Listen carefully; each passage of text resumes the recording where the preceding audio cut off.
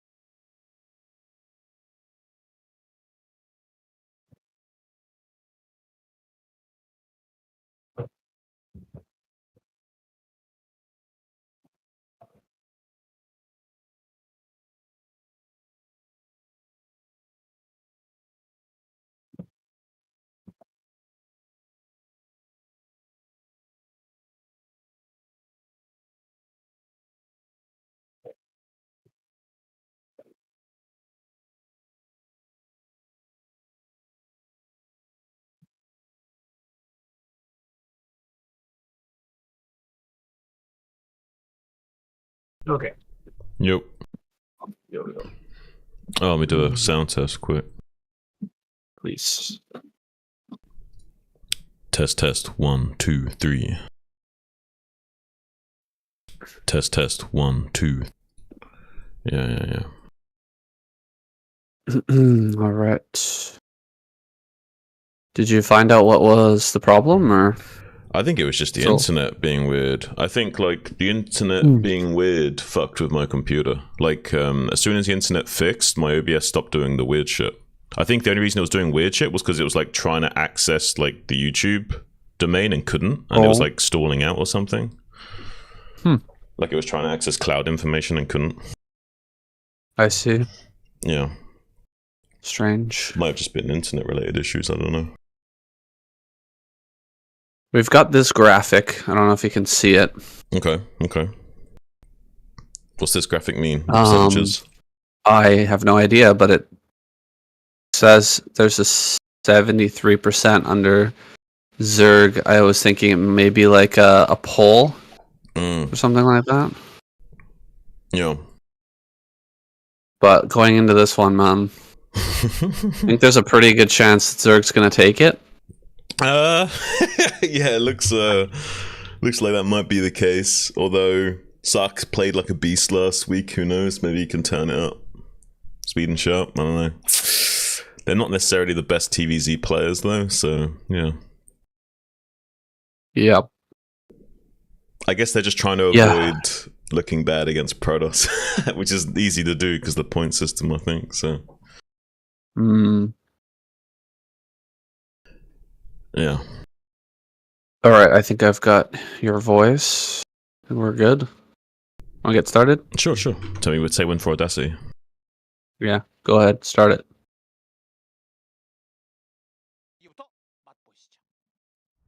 Hey guys, welcome to another amazing week of the KCM. Happens to be the final week of the regular season, Season 5 of 2024.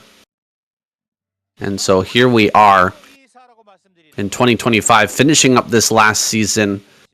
Not sure if we're going to get another 5th season this year, Shun, but we can always hope. Yeah, I don't know. We'll probably have like a 5th season every other year or something. I don't think they can fit 5 seasons in per year, but it was a nice surprise to have. For sure, and kind of a surprising matchup this week, actually. Tyson, YSE, Snow for our Protoss squad. Sock, Speed, Sharp, and Hero, Soul Key, Action. Definitely favoring the Zerg squad this week. There was a poll before the game started, or some sort of graphic. We were struggling to figure out what it meant, but they had Zerg at a 73% chance of winning this week. So that might be from the Korean fans, or it might be from KCM himself. I'm not exactly sure. Yeah, I'm not too sure about that either, but it seems like that's what it might be, at least. We might have to figure that out later. But, I mean, this does look like a very Zerg-favored week. Protoss know that they can't really find that semi-final spot very easily through the points only, so they probably will be able to relying on their semi-finals. So we just got Tyson and YSC showing up alongside Snow to have a good go at it, but the real eyes are going to be on Terran and Zerg, and it's looking like a really strong Zerg lineup. Soulkey and Hero with Action, giving them some backup. It's going to be really tough to take out those 3 guys. For sure, Suck did show up really big last week, so we're hoping for a great game out of him, a great showing against Action this game, number 1. But one big thing to mention, guys, is that the points are such that Terran is 1 point ahead of Zerg right now, and if Terran takes 2nd place and Zerg gets 1st place, we will have that tie. We're bound to mention it. We're contractually obligated to mention that every single season, even though it never happens. But again, it could happen this season. Yeah, I mean, it's almost like the more we mention it, the less it can happen. So yeah, even though we're doing the community service of telling you guys, that might just be prohibiting it from happening. It's like a watch pot never boils. But we've got a gas first here from Sark cross map on this map Deja Vu here. So, I mean, it's going to be a little bit interesting of a game, whether or not he can disguise this for long. There is a drone scout coming in, so we should be able to identify that this isn't a typical 1-Rax FE build, although the Marine should be able to volley this drone back enough so he can't really figure out for sure if this is going to be a factory first or a command center first build. Wow, the fact that the drone went to the center of the map first to check and see if Sock was doing some sort of proxy, and then went to the top right, eventually making it down to that bottom right, means that drone was late enough to where he wasn't able to slip by, wasn't able to get that information. Now Sock could possibly pull the wool over the eyes of Action here. Maybe there's not going to be a sunken colony when this first vulture comes in. Let's see. Right, yeah, there is an Overlord snaking its way into position. Marine already en route to intercept that, but it won't be there in time to know. He needs to throw down this creep colony at about 3 minutes 30 in 10 seconds or so here, and if he doesn't do that instinctively, he might just get completely straight up punished, like you say. That SCV, the way that it's hanging around the natural, might give some inkling to Action that there's a vulture coming. You want to keep this SCV near the front so that you can try to block the drone from building that first sunken colony. But yeah, there's no sunken colony on the way. Only 2 lings pop out. They do kill that SCV, but the vulture is going to be completely uncontested aside from these lings. Okay, 6 lings are out. That's going to buy some time, but is it going to be enough for Action to prevent drone damage? I'm not so sure. Yeah, he does spot that vulture with the lingering vision of that ling. He should know it's coming. Creep colony desperately going up, but it only slows lings to block this. He needs to do a perfect micro to have any chance at not taking critical damage here. So many drones may go down if he miss micros this, so needs to be very careful with coming out with these lings. Already just 3 left. He's trying to get this sunken online because he wants to not lose as much mining time as possible. Ling comes in to check and scout to see what the follow-up is, so he'll identify that it's 1-1-1, but still a lot of lost mining time here. He's trying hard to just ignore the vulture as much as possible and keep mining away, get the sunken colony online. He's done a good job of like shimmying his drones around and not really losing too many of them, but Honestly, like, this isn't as bad as I thought it would be for Action. He's done a good job of, like, not panicking here. Cool as a cucumber, really. Action. Not budging at all, just controlling his ramp, responding by pulling back the drones whenever the vulture threatens the kills, and then running in from behind with the lings to try and trap. It's pretty much perfectly done. I think only one drone was lost there, and he gets the sunken colony up. He's going to come try to run out and surround one of these vultures. Not going to be able to. Sock a little bit too on top of that, but even with Sock responding in time, he's still going to take some damage on those. And the counterattack threat is real. Yeah. Even though there should be more vultures coming out in a moment, it's still kind of a serious threat. There's no bunker and only 2 Marines. He's going to start to lose some SCVs here, possibly a lot of SCVs as this attack comes through. He's getting on top of the Marines already. Both the vultures coming back to defend. There was a bunker on the way, but it's also sandbagging his build a little bit, investing into these early game defenses. Makes it a little bit harder to get turrets up and all these things. Oh, he's not paying attention to the Wraith. He loses the Wraith for free. He's so busy distracted by these lings in the main base. Finally, we'll clean these up with his vultures, but it's a little bit annoying. A nice little cost-efficient attack here from Action, getting his money back from investing in these lings early on. He's kind of circumnavigated the pressure from Sark. He's done a really good job of throwing Sock off his game, slowing him down and preparing for this next stage. The Mutalisks are going to be coming out and putting on that pressure. Behind that, though, an Evolution Chamber is an interesting decision. Do you think this is going to be for a Crazy Zerg transition, or does that even make any sense against a mech opener like this? Well, I think he's just kind of like throwing Sark through a loop, and he's keeping that as an option. He may be trying to get the Carapace upgrade and thinking about Crazy Zerg. It depends on what the transition is from Sark. If he transitions to Bio here, then Crazy Zerg's okay. The tech is very fast for Sark, though, so he'll have very fast like upgrade timings and stuff like this. So Crazy Zerg isn't as potent as it usually would be, but during the 13-minute mark where like the Ultralisks pop out, he won't have a huge Bio count probably. So that's maybe what Action is thinking about. He's actually getting on top of the SCVs while they're producing the turrets on the production line as well, so he's already doing quite crippling damage to Sark with just like 3 muters right now. Yeah, he was committing to a lot of drones. So many drones just popped out. I'd love to know the drone count at this point. Investing such a small amount in the mutas, it's kind of outstanding the amount of damage he got for that. Just 2 SCV kills is amazing for only 3 mutas, and now he's going to come in with the Scourge and mutas.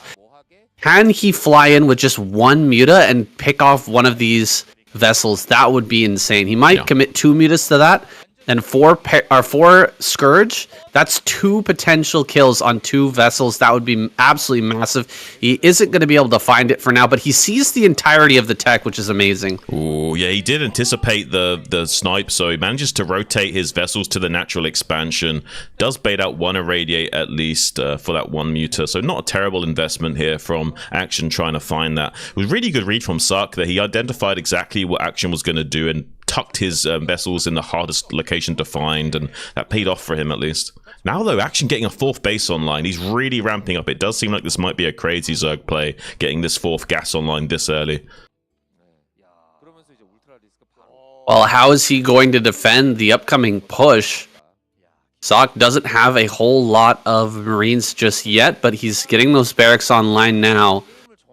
And defending with just pure... maybe he doesn't even need to, Shun. Yeah. He's got the Ultralisk Cavern on the way already, and the Marine count is still so low. I was thinking, how is he going to defend all these bases with pure sunken colonies? But he's only built 3 mutas and some Scourge, a good set of lings, but not much else in terms of attacking or defending units. He's building 2 Ultralisk Caverns. You only He's going to go for double upgrades. You only do this when you're super far ahead of Zerg so you can get double upgrades. You almost never see this. It's only when you're really far ahead of the Terran and you know he can't kill you. And then usually you've got like a little bit of extra juice to squeeze out of the orange, and you can get both upgrades at the same time and hit a critical timing. Although Sark has got a tank push rolling out just now, so there might just barely be enough time to get across the map and maybe put some siege onto Action. It's going to be a very tough window to hit. The Ultra Caverns just finished out. They do take a long time to build those, so he needs to sandbag this push for a few more seconds with these Zerglings, threaten counterattacks like this, and just buy a few precious moments here for these Ultras to start popping out.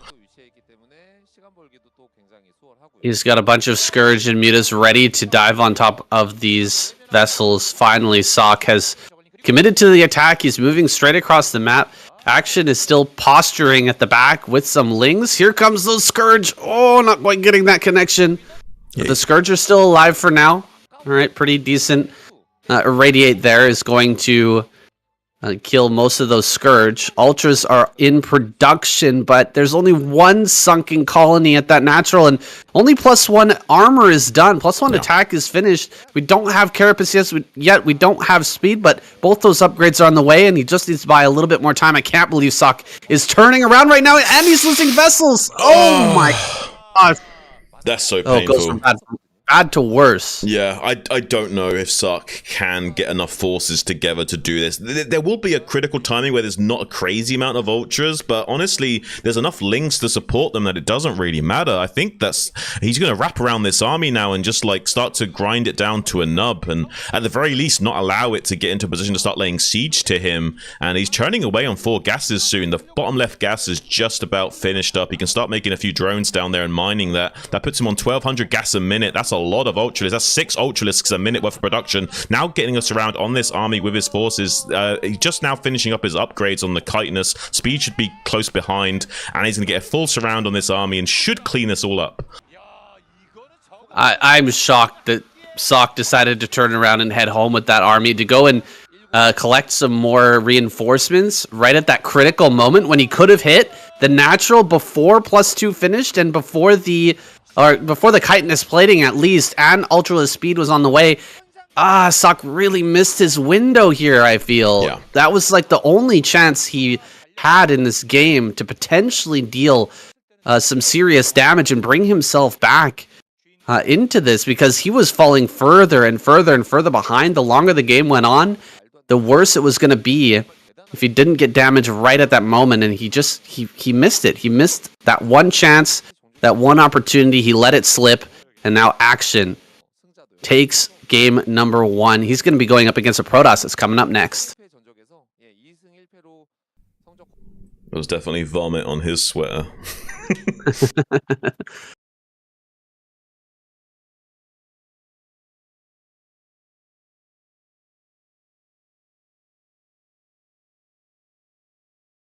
Yeah. So, just to recap, so if Terran comes second, it draws, right? Is that the point system? Oh, okay. Zerg comes first. Okay. And Terran comes second. We have no idea what happens in a draw, do we, yet? We just kind of, like... Nope. Assume we know, but we don't know for sure. We have no idea. Yeah. Sock. God. Yeah, man. It's so good last week, and then you just get smacked like that. I think Action just knows him too well. He made, like, hardly any Mutalisks. That was the most greediest crazy Zerg I think I've seen in a very long time. He didn't even make 5 mutas. 3 initially. mutas? Yeah, it was 3 mutas of Scourge initially. That was it. Not even enough to one-shot Marines. It was insane. But only because the Link counterattack killed so many Marines, he knew that there was no sunken bust timing available to him. And if he did risk a sunken bust timing, he doesn't know how many mutas are being made, so he risks losing more bio. So he knows that he's sitting tight. Right. 3 mutas and 1 sunken colony. Yeah. No, it's fucking crazy. It's crazy. And the sunken was made for the vultures, not even the push, right? So it's like, yeah. It's wild. That is wild. I think that's the first time we've seen double Ultra Cavern in a pro game for a long time. I mean, I've done it in my ladder games in the past, but that's only when I'm like super far ahead. You don't usually see it in a pro game. It's rare to get that far ahead of Zerg against a pro. Yeah, you hardly ever see a pro player get outmaneuvered like that. Damn, he just handled it so well. He didn't even run his drones from. He was just literally mining in the face of a vulture. Can you believe that? Yeah. It's like, oh yeah, you still need to hit my drones 3 times, so I have time to pull it away. And if you commit to killing it, I'll just surround you with the drones and Ling. It's like mad how comfortable this guy is. Yeah, that was crazy. All 3 of these guys are absolute killers psychologically. Do you know what I mean? Yeah. That's impressive. Let's get it. All right.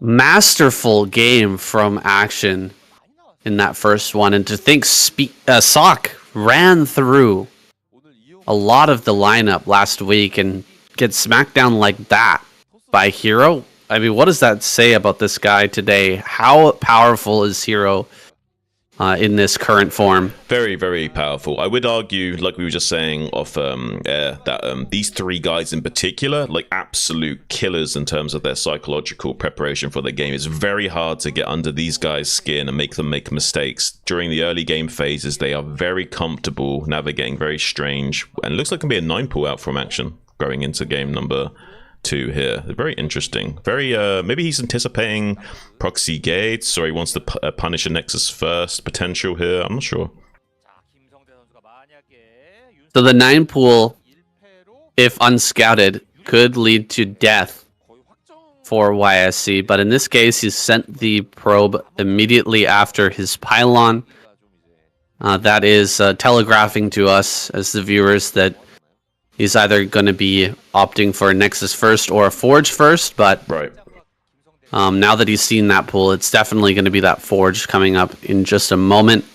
We'll see how quickly he throws down the Nexus and how much he commits to the wall, but I think that Action won't make 2 poolings here. Yeah, against Overpool, you're making like a 13 Forge. Against a 12 pool, you're making like a 9 pool, you're making like a 12.5 Forge. And then making everything as quickly as you can after that. And it seems like this Forge is going to be perfectly timed here from YSC. Now, will he commit to double cannon? He is going to throw down a pylon in the natural. Yeah, no lings really made by Action. I guess 1 set.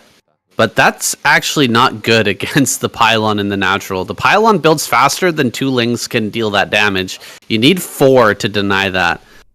Yeah. Fortunately for him, though, he's already thrown down the 3rd over in the center left, and now he's going to grab this natural. But he correctly assumes that he will cancel the pylon to afford the Nexus at a crisper timing, which is what you can assume if your opponent's playing optimized. Obviously, some Protoss players, especially on the ladder, they'll keep those pylons alive, right, and be as annoying as possible. But against these pro gamers, they're more likely to cancel that pylon to squeeze out their build order more tightly. Makes sense.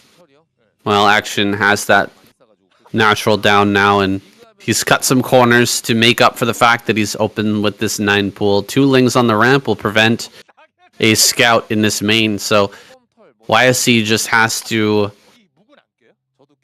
try to guess what's the plan for Action from this position. Is he going to try and Hydra bust me, or is he going to play it out normal from this kind of awkward early game position? It is a horizontal expansion opening down here, so a little bit easier to Hydra bust. What I mean by that is the buildings are wider than they are taller, so it's easier to, even Hydras without range can sometimes pick away at those buildings early on and really start to become annoying for the Protoss player. You can't quite cover the wall as easily in these horizontal openings as you can the vertical ones. It's much harder to Hydra bust from the north to south or south to north. Same with Dragoons targeting bunkers. It's harder vertically. It's also worth mentioning that the cannon right next to the wall is a little bit easier to bust than cannons spaced back from the wall. And so if you're caught unawares and you've just got cannons building behind this, and the Hydras suddenly appear, it's going to be very hard to keep that first cannon alive, and it will go down much quicker than some spaced out cannons in the back. So that could lead Action into having the idea to Hydraless bust, but it actually seems like a layer will be the choice here instead. The style I like going for is forcing them to build the cannons tight to the wall like this, and then not even getting Hydra range, just going like Ling Flood with a few speed Hydras to pick out the first cannon with like say 5 to 6 Hydras, and the Lings just soak up the Zealots and do the rest. A great move, because when Protoss players see that Ling speed, generally they're going to kind of assume there's going to be a longer game, and you're not going for a 9-7-3, but they might get completely caught off guard by those speed Hydras showing up. Oh, slick move there. YSC hopping over that wall, keeping his probe alive, and he actually comes back to the other side thinking about hopping back over when the Lings loop around to go and catch that. Bit of cat and mouse game being played by YSC with this probe. He's going to sneak it in and see the third base. And at least see the timing on that extra hatchery. And that's some good information, knowing that unlikely there's going to be a Hydra bus now. He also sees an extra drone popping out, so he can be very sure that the bare minimum, this is like looking like a 4-hatch Hydra. At the least, this has to be a 4-hatch Hydra. It can't be anything earlier than that. So he knows he's safe until like 8 minutes at the bare minimum. Now with that, Corsair going to confirm his suspicions. The 5-hatch so far from Action will lead him to believe that this is a more macro-centric Action that we're dealing with today, and that's kind of what we expect from him, and that's what I hope to see out of Action. He is a very aggressive player. He likes to get up in the Zerg's or in the Protost's face, but at the same time, he can be such a monster when it comes to late game and defiler play. Well, the way I would describe him as the most aggressive macro Zerg. Like he's a macro player, but he's the most aggressive macro player. I think that's a good characterization. Now, this first Corsair is getting really close to being picked off. Trying to make some space with that YSC looping around and around, but he loses the Corsair. And that could lead Action into producing some Mutalisk to keep himself safe in this early game with a couple of sunken colonies. Yeah, and that third gas coming up as well. Yeah, sunken colonies on the way. This is really looking more and more like a very Mutalisk-centric type of style from Action, and we're going to see that come to fruition here shortly. Yeah, I think an Ogre Zerg might make sense here. He's trying to be sneaky and keep the Scourge on the bottom left of this Stargate to catch the Corsair as it comes out, because it has lower acceleration when it's popping out. Oh, he almost catch it! Oh, he almost caught it twice, and he gets the other one! What is this, man? It's so hard to do. It's so hard to control Scourge like this. You guys have no idea. You have to manually move command them everywhere, and then you attack move detonate them once they're in range, and the melee range is so small that you have to be perfectly accurate with the frame input of that attack move to get them to activate. The thing that impresses me the most, Shun, is that he was able to keep his money so low while doing all that at the same time. He's like sitting here with 20 minerals in the bank while microing so frantically those Scourge. Now a second Stargate is coming up in the main base for YSC. I think he's correctly assumed now that a big commitment to mutas is incoming for Action, and he's going to try and overwhelm that with a mass of Corsairs. That's going to leave him open to some ground fighting, though. If Action pops out a lot of Hydras, he's not going to have the same number of Templar that he usually would. Right. And this DT sneaking out on the southern vector as well could be a little bit annoying. Hopefully there's an Overlord at this third base, because if he doesn't spot this and he just gets in there and starts swiping away at drones. Okay, so we've got an Overlord down here at the bottom left. That's perfect. So going to be able to get these mutas back here to deal with this. It does buy a little bit of time. He won't be able to chase this DT down easily until Overlord speed is ready, which it's not, I don't think, currently. I think it's just about to finish up, though. It must be. Overlord speed at this point is a necessity. You have to be able to chase those DTs down and kill them off. Zealots are being chased now, but the Corsairs have finally revealed themselves. That's a lot of Corsairs. One Corsair does die, though, and with only 6 remaining, it's going to be hard to keep fighting. He needs to wait for a critical mass before taking this next engagement, and I guess with the 2 Stargates rolling, he's going to be able to reach that pretty quickly. 8 Corsairs with +1 rolling down along the bottom lane of this map, helping the Zealots to cross safely. Scourge are going to get wiped out really quick, and these mutas have fallen back, but already Lurkers. Oh man, that is such a good play from Action. He is so on top of this right now. He's just going to push this away perfectly. That's probably why the Overlord speed is so late, saying, because he wanted to get Lurkers out even a little bit earlier than usual, maybe, and he's like, squeezing out as much tech. Look how many Corsairs there are. This is insane. If he starts to mow down Overlords, he's going to be in trouble, but as long as he can avoid that occurring, he's going to be sitting quite pretty. There's a lot of gas invested. That's over 1,000 gas just in Corsairs alone. That's not including the Stargates and tech that's been included with them. Absolutely. That's such a massive investment into Corsairs. He's really not going to have many Templar, but he catches the Mutas. He's going to kill them all with the moving shot.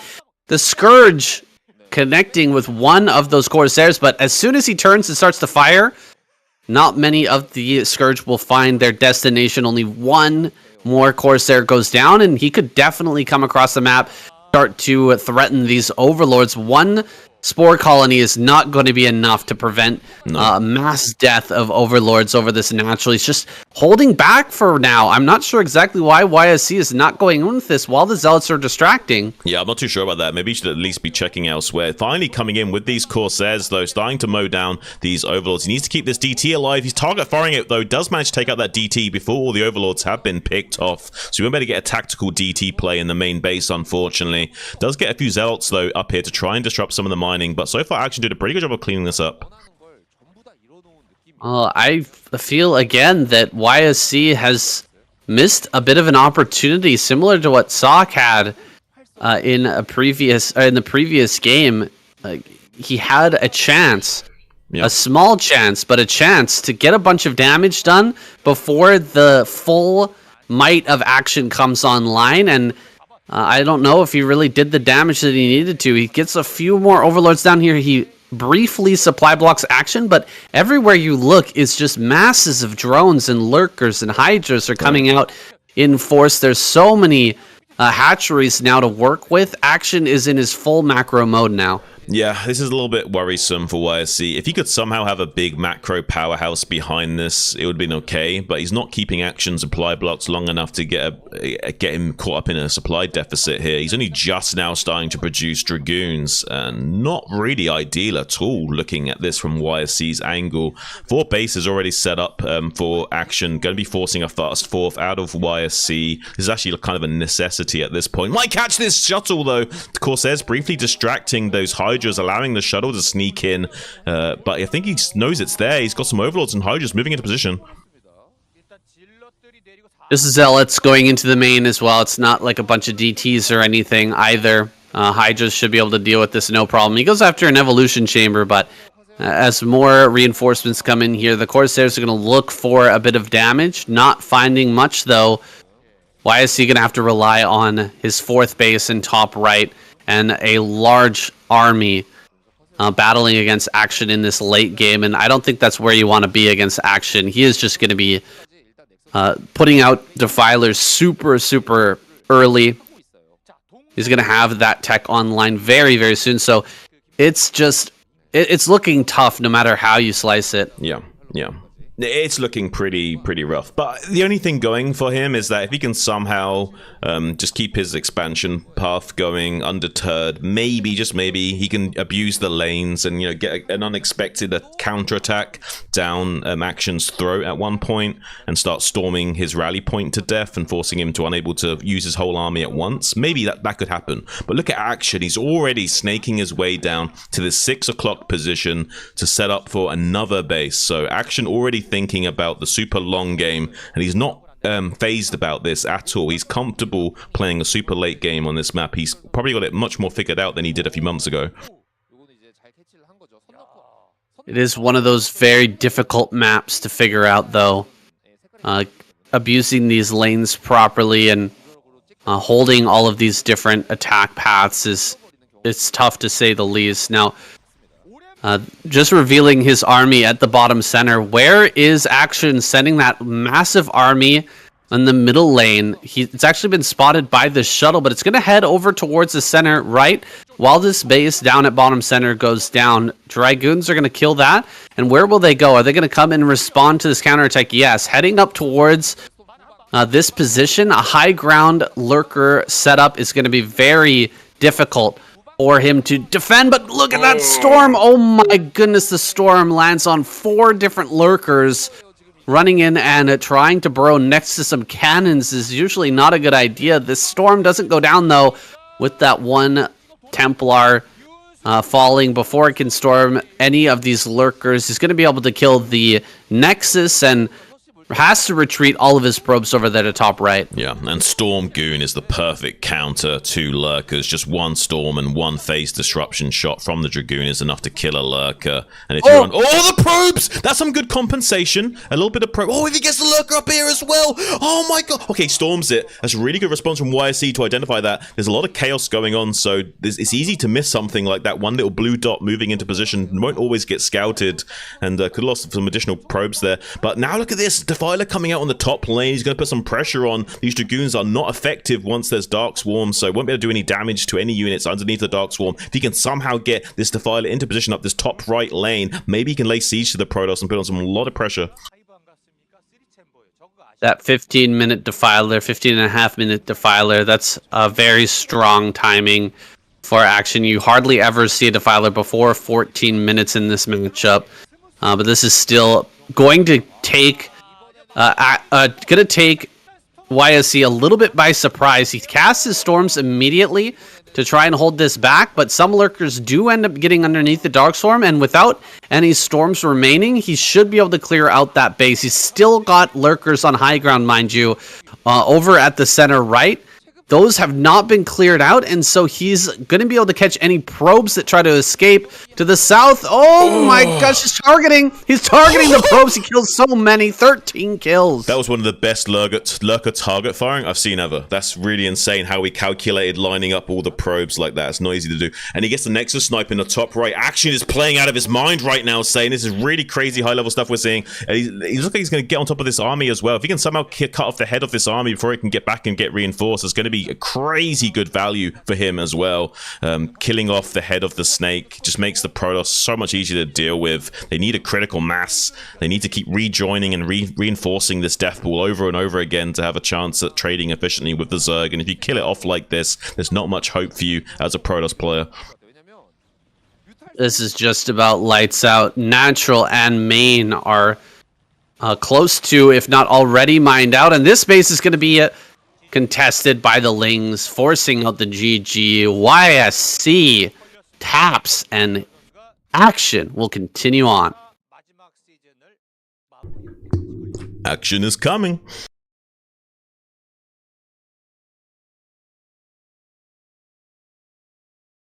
That was excellent. Excellent gameplay. He's playing out of his mind right now.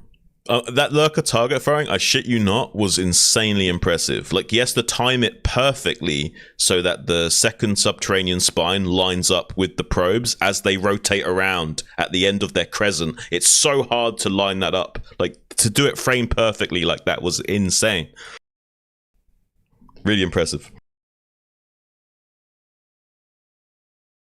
13 kill Lurker. Nasty. Well, nasty. If he shoots just a few frames too soon, the spine goes off to the side and only hits like 2 or 3 probes. Do you know what I mean? Like, he's got to line it up perfectly on that frame. To be fighting that much at that point in the game and still have a 15-minute Defiler timing. Yeah. Where you're hitting their base. Like, it's so... It's wild. Almost every Protoss in the world crumbles at that point. Yeah. Almost every Protoss in the world crumbles because there's just no way you're going to have full setup defenses, ready for Defiler, Lurker, Ling attack on your cannons, Like, you just barely set up your 4th. You just got a couple Templars over there and a few cannons, and it's like, well, there's a Defiler. Well, man. If he had been more aggressive with the Corsairs, we would have seen maybe a different game, It's just because he invested so heavily into those Corsairs and just didn't do enough with them. Like, he got, like, the bare minimum compensation. Yeah, I have to go back to that moment when the Zealots were in the natural killing Hydras, and he was just sitting back with the Corsairs, At the very least, they should be sharking around the rest of the map, maybe checking the main or checking the third, or getting something done while they're not attacking the natural, you know what I mean? At least that. At least that, yeah. But if they attacked in the natural, it was like 4 or 5 Overlords, and then, he has to bring back forces to the main to deal with the Zealots in the main, so then it opens up more, opportunities at the third, and Yeah. There was definitely opportunity there, but YSC kind of missed it. It's really well played from Action. Definitely. Definitely. Macro beast.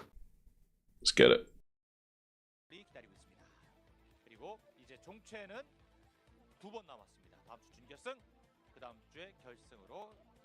Absolute beast mode from Action this week so far, taking out YSC and Sock so far, but Sharp is coming up next. What kind of trickery is he going to pull out for us? I mean, he's going to need something. I mean, I would be a little bit shaky in my boots if I was Sharp right now. And Action on his A game is not something you want to take lightly. Not only is he a macro beast, but he's extremely aggressive while doing so. Very high levels of micro while he's macroing like a god. It's just so hard to contend with a player that's like that and is firing on all cylinders. Super impressive gameplay from Action in both those first two games. I think Sharp looking at that match versus Sock, I wonder if he's even going to risk going for a Vulture and trying to run by. He's so good with it, that play, but the way that Action handled it, it almost feels impregnable. It feels like you can't even do anything about it, even though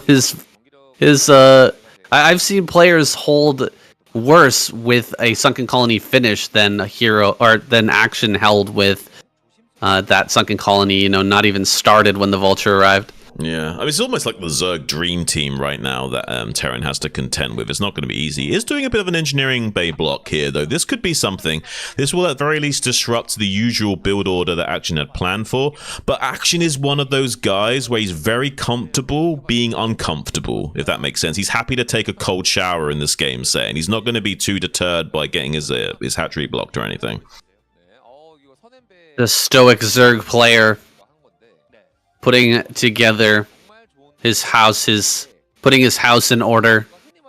Just gonna slowly beat down that engineering bay. He even pulls one drone back. I'm kind of surprised to see him not, hit that with two drones, because he's got 400 minerals in the bank, but he's instead gonna grab his lair before the hatchery, then drops the hatchery. Interesting decision from Action. He's gonna go for a very fast lair in this game.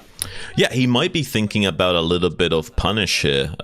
This could be a cheeky lurker play. Sometimes you'll do a cheeky lurker play because you'll assume the wall, and sometimes lurkers can punish the wall in, make it awkward for the Terran player, and give you some easy supply block up. You see how these two supply depots are stacked? You can kill two depots for one, one attack here. So really could quickly supply block the Terran and do a bust timing that way. But I think it's most likely just going to be a very crisp Mutalisk timing and trying to punish SCVs building turrets and getting in Sharp's face, because he knows that Sharp is a strong player but not quite up to the same caliber as some of these other guys in his bio control. The lurker play has fallen so far out of favor in the pro scene. Right. It's been an incredibly long time since we've seen that play. What was that in the main base? Was that an engineering bay? I think it was opting for that +1 style. Sharp, he's not going to have to contend with lurkers this game. That's the depot. He's instead, not got eBay yet. Oh, no eBay yet. Okay. He's got the 100 gas, though. Yeah. I'm wondering what that's for. Probably a factory, right? Maybe he's planning on a 1-1-1 here. Oh, no, okay. No, it was an academy, not a supply depot. So he's going to start his stim pack in a moment and go for some two racks timing play, 2 racks stim rush. Yeah. That's going to be the build from Sharp here. Oh, it's an academy, okay. Yeah. It's a very fast 2 racks here from him, which will be nice. So, honestly, like, this would have been interesting if he did go for a lurker bust, because this would have completely punished the lurker bust. This is one of the reasons why we don't see lurker play anymore. The pros are just so good with their bio control that you can get out onto the map before the lurkers are ready, around about 6 minutes, and you can just, like, keep shooting them and running back, forcing them to burrow, shooting them, running back, forcing them to burrow, and it just takes so long for the Zerg to actually get to your base, unless you can somehow use speedlings to deal with that earlier on. So you usually don't see these lurker plays anymore. I'm curious to see how much he will commit into these Mutalisks saying. Is this going to be like an all-in muter play here? Or once he sees these 2 racks, he's probably definitely not going to be wanting to pull the trigger on that, I imagine. 3 drones in the natural is part and parcel of the 3 of the all-in 2 hatch play. And so I think we're gonna see Action at least try to initially go for that. Right. He might end up, popping out a couple of drones once he sees the defenses. Sharp is gonna have a lot of Marines. He hasn't moved out at all, so those are not under threat. They can just stay here and help to defend the turrets, which is perfect against all-in Mutalist play. You just want to keep the turrets alive and keep building turrets non-stop. Yeah, literally non-stop, like one at each location. Yeah. And then at the same time, range is going to be very early as well because of that academy timing. Yeah. I think 3 turrets non-stop, like 1 at your barracks, 1 at your natural, 1 at your main, just non-stop production. 2, you have like 4 or 5, 6 of those, crazy amount. And keep scanning, making sure there's only 3 drones mining in the natural, so they're not doing a transition. Make sure they're definitely committing to this Mutalist all-in, and you should be fine.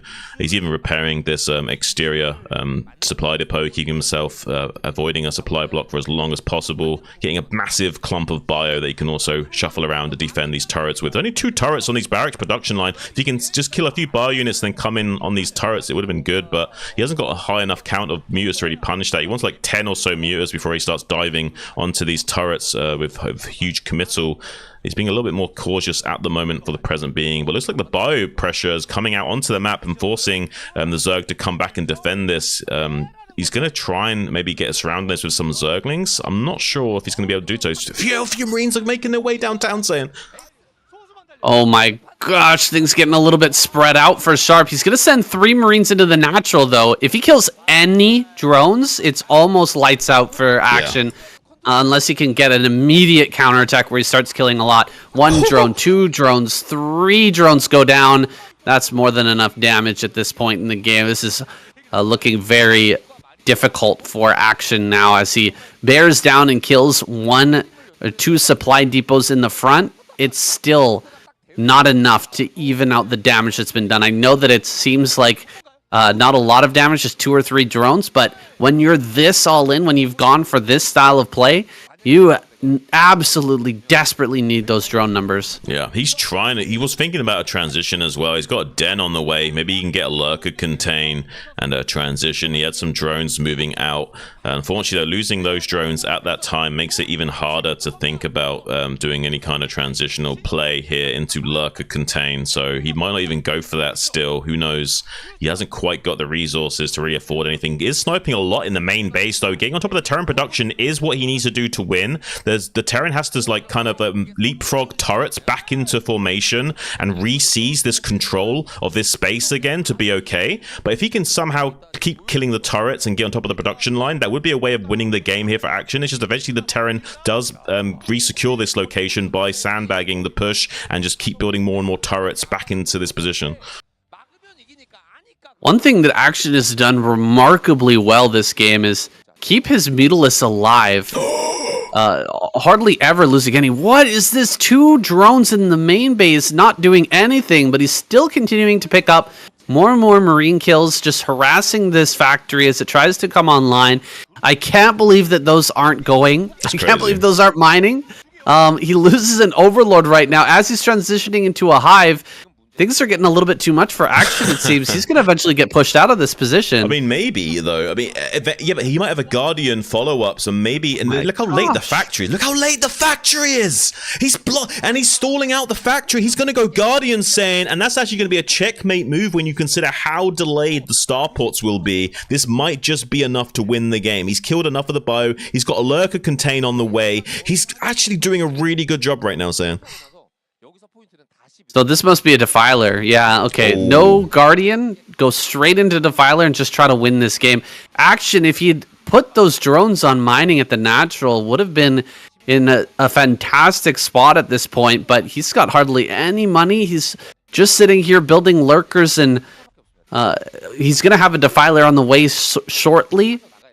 But I don't know. It's such a difficult position on both sides. Sharp needs to push out before this Defiler comes. He's not going to have vessels to do so. Has Action delayed barely enough to make this work. I think maybe just barely. Maybe. I think so. I think with the 4 lurkers now containing, this should be a-okay. With 4 lurkers containing you in a line like this, and you don't have siege tanks to break out, you're kind of screwed, because you don't have enough, unless you have the irradiates already, to start clearing it.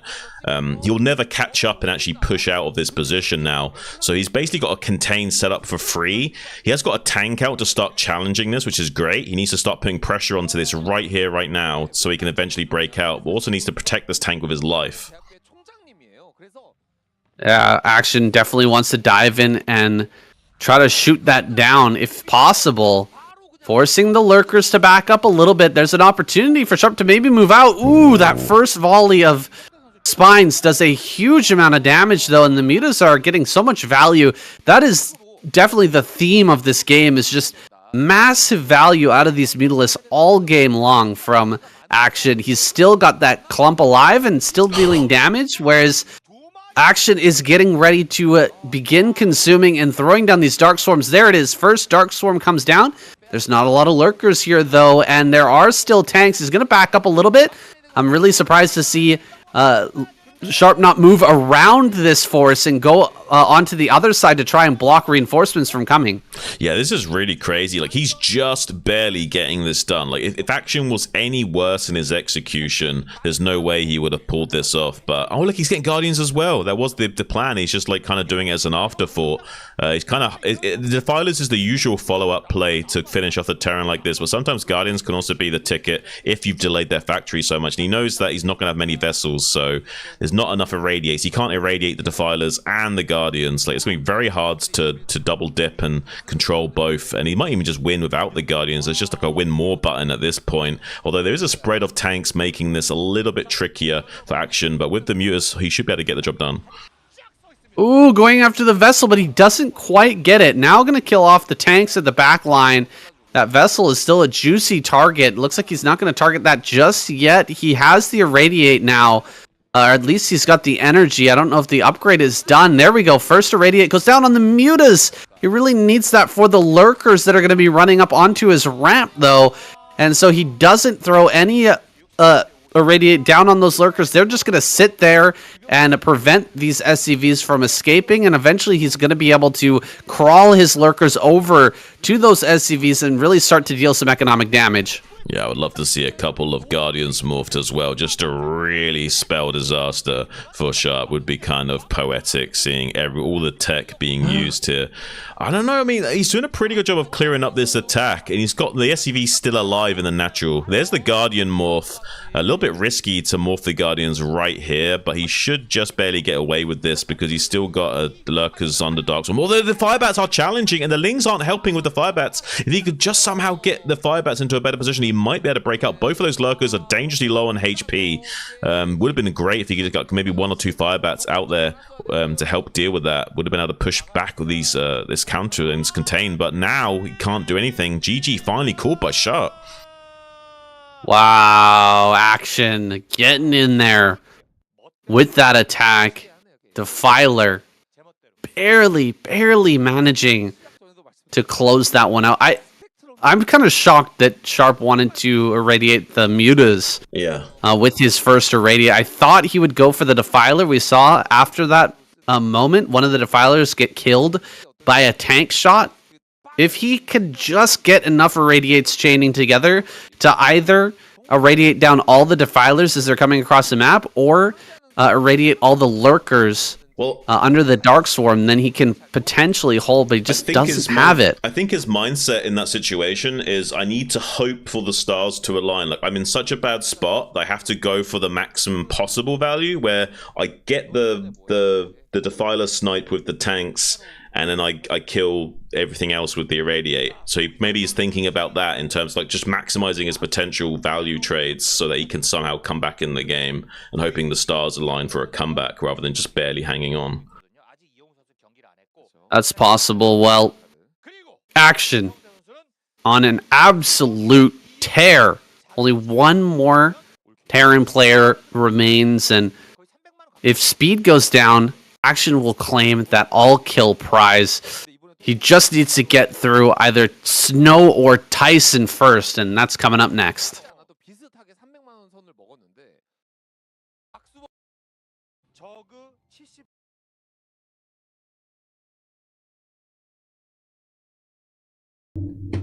Damn. We almost saw every unit being made last game from 2 bases. Yeah, just not ultras, I guess, eh? Just not ultras and devourers. Mm-hmm.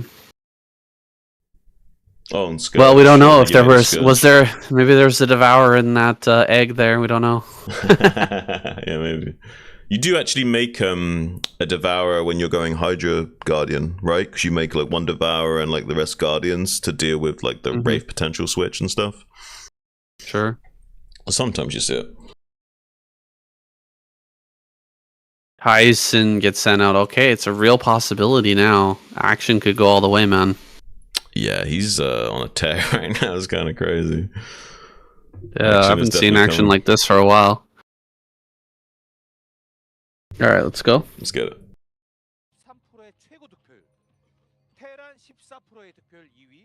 They send out Tyson for the Protoss squad, and things are lining up. The stars are aligning for action to get an all kill. That 3 million won prize is juicy. He just needs 2 more wins to make it happen. Yeah. I mean, this is kind of crazy. Action is definitely coming right now. This is insane. Like, he has arrived, and yeah, he's kind of like destroying everybody. If he can somehow go the distance, like, who knows? Maybe we'll even see a double all kill. That would be absolutely insane. It's kind of early to call that right now, but it's only 3 more people, right? It's not too crazy.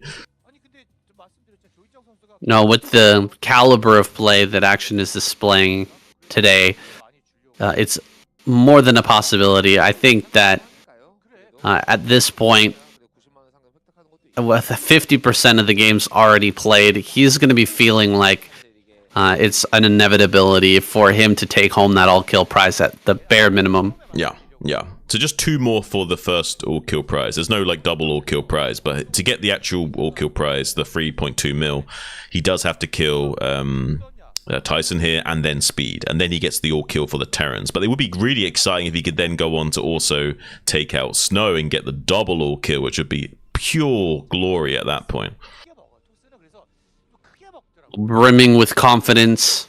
Now Action going to open with a hatchery first into a gateway expansion out of Tyson. So he will have to deal with a bit of early pressure, and this probe is trying to get as many hits down on some of these drones as it can to open up the opportunity for that Zealot to come in and maybe deal some damage here in a moment. But so far, Action's been very good at keeping this probe low and almost catches it there behind the mineral patches, but it does manage to slip away. It's crucial that he keeps that alive so that it can combine its hits with the Zealot to try and actually get something going in this game. Now, coming into this main base. 1 more hit. There it is. He gets it. And he keeps the drone alive as well. That's crazy. That's crazy. And he hasn't really softened up any of these other drones to really make anything happen with this Zealot. He can't just dive onto another drone and hope for the best. He's got to kind of just run around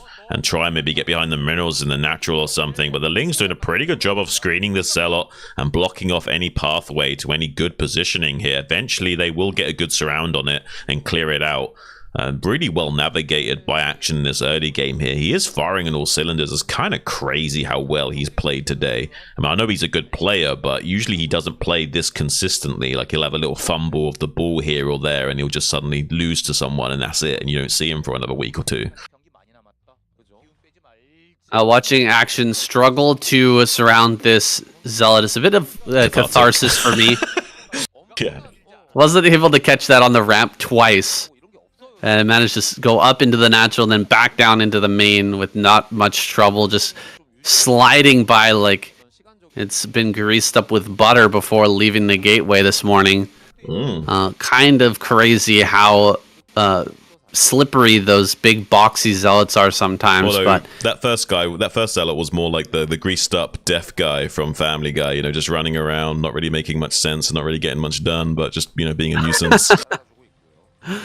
Oh my goodness, this is a lot of Lings, and there hasn't been a cannon started just yet. Oh no! Zealot at the bottom! Oh my gosh, that Zealot gets completely surrounded, but Action doesn't take the opportunity to run by on the bottom side. I thought he would slip past the defenses there, but instead he actually loses quite a few lings and only gets the one zealot kill. So this turns out all right for Tyson overall. Yeah, but he's forcing the cannons to come down tight on the wall, and he's going for a Hydra Bust here. So, I mean, this could be devastation. There is a Stargate that is coming online that will eventually identify the Hydra Bust, but only just as it starts to, become a problem. So, not really quick enough with the scouting timing here. This isn't a fast Stargate by any stretch of the imagination. Although, with the 5 Zealots just coming out onto the map, if they can somehow if he calls Action's bluff all the way to the base, maybe he will just scout the Hydras that way, and he'll see it with the Zealots, and that'll be okay. He absolutely should keep going with these Zealots, push everything back. The only scary thing is if just a mass of lings surrounds and kills all of these, but in that case, he would know exactly what's going on. He's coming up to the 3rd. He's going to spot the Hydras just now, and Action is forced to chase this. So in the end, we're definitely going to have enough time to build cannons. And a drone falls as well. That's so bad for Action. He's going to lose one of these Hydras. And as he micros back here, will he lose a second? Losing a Hydra already, that is super painful. This bust is looking worse and worse for Wear. Now another Hydra goes down. Yeah, this is not looking like a possibility anymore. And in fact, drones are starting to pop. Action's realized that this is not going to work. It's time to transition. Yeah, he may still put some pressure on the front just to force a couple of cannons, but yeah, this isn't going to have the same potency anymore. This is going to be like a fake Hydra bust now that will not even be respected that much. He might make like 2 or 3 cannons, but nothing too crazy here. I guess he killed quite a lot of the Zealots, so there won't be much to screen for the cannons warping in. So, in a way, there would be a chance to steal Hydra Bust here. If he really did commit to it, maybe he could make it work with good micro. Because there wouldn't be many Zealots to screen for the cannons warping in. But I don't think he will want to go for that, like you say. I think he'll be much more likely just to drone up and do a fake Hydra Bust here and just, transition and try and hope for the best that way. But so far, this is the first game we've seen where Action can actually bleed and is looking much more mortal in this game against Tyson. This is some good prediction skill from Tyson, right? He saw the Hydras and he saw that a bust was incoming, but he realized how much damage he was doing with the Zealots, and so he just only made gateways behind this. Yeah. Adding on 1 extra cannon and now a 3rd one coming up. But now he's got Zealots out here so quickly with that speed, he's going to be able to run these Hydras around the map and potentially not have to build too much defenses at all. But he's going to do a big circle around the middle, then go to the 3rd maybe. If somehow Action can read this, get all his Hydras into position and block, that would be great. He's anticipating it, although he's not sending all of his Hydras. He needs to be very careful not to get caught out, although he's actually catching one of the Zealots, and now gets the wraparound with the Zealots, though, reinforcing Hydras coming from the south. He actually is going to clear up a lot of these Zealots. This is actually a bad trade from Tyson to commit into this. He's lost a few Zealots already. If he can get these other 4 Zealots into the counterattack, this would be great, but I don't think they're going to be able to get there in time. The Hydras see them coming, and it's a few Hydras to body block in the natural.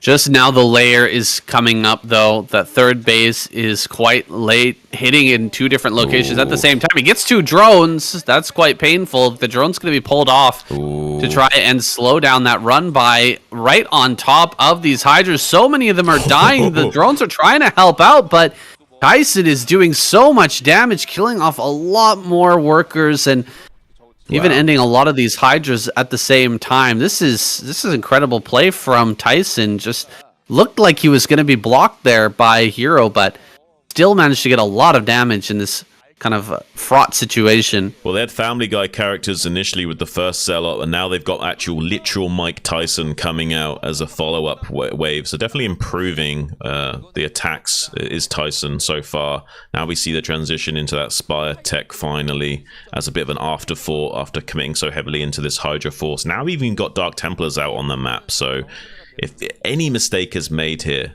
by Action, maybe these DTs can just run away with the game, but hopefully you'll have enough Overlords into positions and these won't take too much free damage to these. Well, Mike is going to be looking for the knockout punch with these DTs. If you can just slip by into the main, you know there's no Overlord speed for a long time. That layer finished up just moments ago. The first DT looks like it'll end up going down.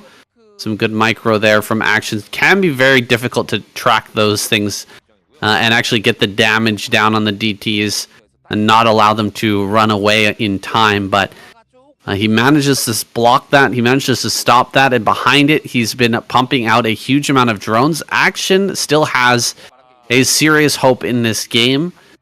But not if these Templar get right into his natural and start to storm the Hydras behind the wall. That can become just an absolute, just an instant nightmare. Cleanup and a Zerg nightmare. Yeah, for sure, Sam. It definitely is. And usually you're screening this Zealot Templar and microing backwards with the Hydras and skirmishing and sandbagging this push, and he hasn't been able to do that this game because of how much he's been pinned back. He's trying to get around the Zealots and get on top of the Templars. He knows the Zealots are like linebackers, but they're not the best at body blocking. Now he's going to try and snipe from the left as well. Not really ideal situation here from Action. Only a few Hydras desperately remaining. There's so many Zealots right now. There's so many football players charging across, and these are mainly soccer players that are dealing with this. They can't quite keep up with them. They're not really used to dealing with actual players trying to bowl them over. They're used to just like throwing themselves onto the floor and pretending to be hurt.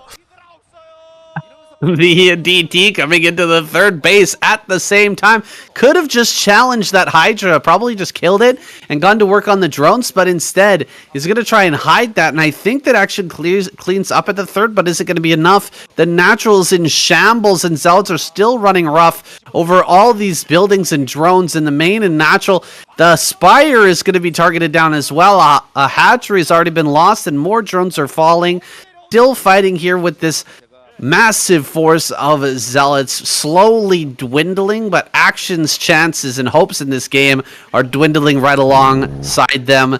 Another round of Zealots making its way into the third base. He's going to kill that last sunken colony and get to work on some more of these drones. Damage that Action just cannot sustain right now. This is absolutely wild right now. Mike Tyson is just swinging, and even though he might be a little bit old, like he's still got some power left in those muscles. He's doing a good job of wearing down Action to a nub here. Not much of an economy to speak of. Has a lot of lava, but not many minerals. Very difficult to restabilize his own economy. He might try and go for a knockout blow of his own with these Mutalisks. He might be considering an Ogre Zerg play of some kind to try and seize the momentum here. But it's going to be very difficult to execute. He's not quite got enough units to really accomplish this. There might just barely be enough Storm and Dragoons back at home to weather this. He's going to go for it either way. Maybe he can kill enough back at home to come back in this game. Let's see it. Tyson's defense.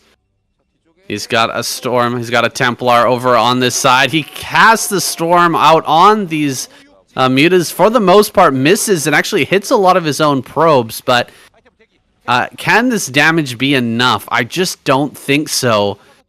Those punches from Tyson earlier, I tell you, this was no Paul fight. These were some real heavy hits.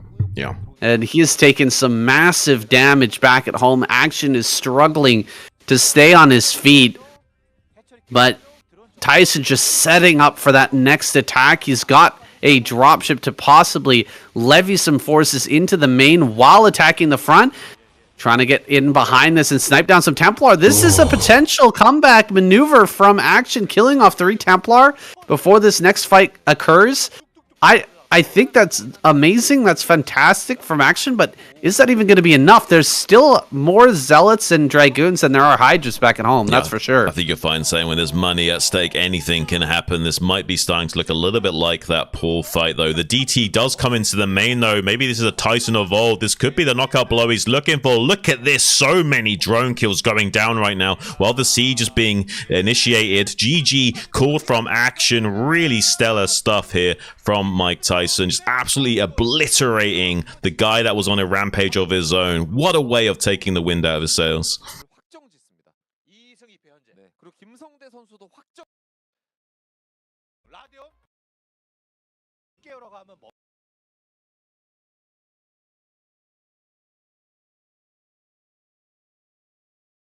All right. Action. Yeah. Not gonna get that all kill prize, man. And I think oh, what? I was gonna say, someone said in chat, we love Zum, but then he said also that Bisu versus Zerg Saiyan posted today was crazy. I haven't seen it. I'm just telling you. Apparently, the Bisu versus Zerg you put up today was good. I didn't post a video today. Is that like an older one? I don't know. That's what they just said. They said also that BC versus Zerg Saiyan posted today was crazy. Maybe they misunderstood when it was released. I don't know. When did I release Bisu versus Zerg? Recently. Maybe they didn't mean today. Recently. January 9th. Okay. A few days ago. A couple days ago. But thank you. Appreciate it. It was a good set of matches, that's for sure. Or I think it was actually one game. Yeah. Pretty decent long game. Yes. 30 some minutes. Ooh, yeah. I've got another game I'm pretty excited about. I'm gonna post tomorrow. Artosis played a game against a ladder Zerg and it went beyond 40 minutes. I want to see what happened. I have his stream as well downloaded, and I'm going to put his reactions in the cast. It's going to be funny. Nice. Yeah, do that. That'd be really good. They said they don't see many late games. 40 minutes is good. Yeah, I mean, you don't see many late games for good reason, though. I mean, people have figured out this game so much, at the pro level at least, they figured out the game so much so that they can, find those attack timings and counter-attack opportunities that usually the game doesn't drag on. That's why you see TVTs, they are so much shorter than they used to be. They used to be hour long very often, but now it's very rare to see those kinds of hour-long TVTs at the pro level and things like that. So yeah, the game is getting much more sharper and crisper, and people have really figured out the timings just to a new level where it's very difficult that both players are at the same level for that long. Eventually one of them will get a trade deficit or enough compensation to one of their attacks that they can just get an easy win out of it.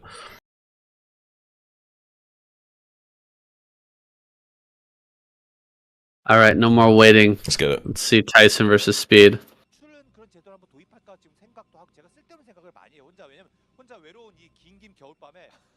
Tyson will advance, and so the boxing references will continue. Nice. There is an option. There's a possibility that Tyson could still take that all-kill prize. He's the last one to have that option, though. Yeah. If he manages to take down both Hero and Sulky, I will eat my own sock on stream, but there's that possibility. Well, let's see how Mike Tyson fares with the speed bag. Can he still keep it up? Has he got good rhythm, and can he still ball at a very high speed? Because he's going to need to keep up with this guy. Well, our kind of Goldilocks scenario where Protoss comes in last and Terran comes in second with Zerg taking it home, and us getting to finally figure out what happens if there's a tie at the end of Week 8 in KCM is probably not going to happen.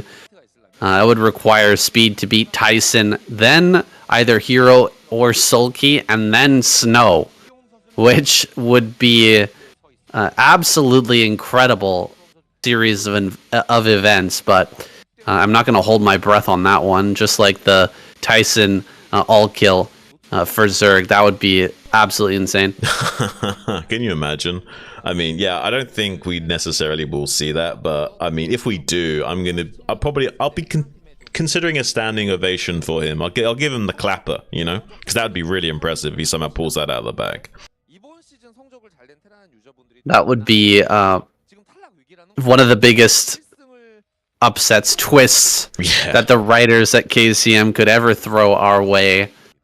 And so, getting into this game, the first step on that pathway for either of those two players, right? Either the Speed.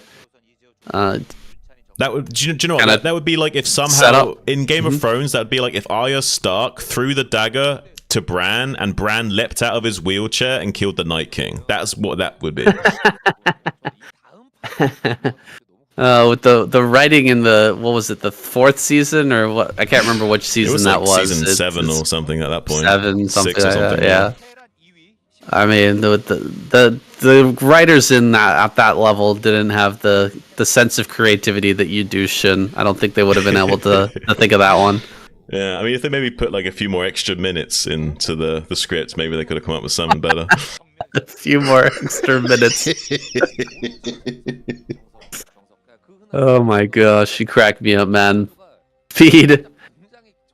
He's going to be opening up with a fast factory and getting into a vulture right away. He's actually not made the vulture, gone directly into a machine shop, which is a bit interesting.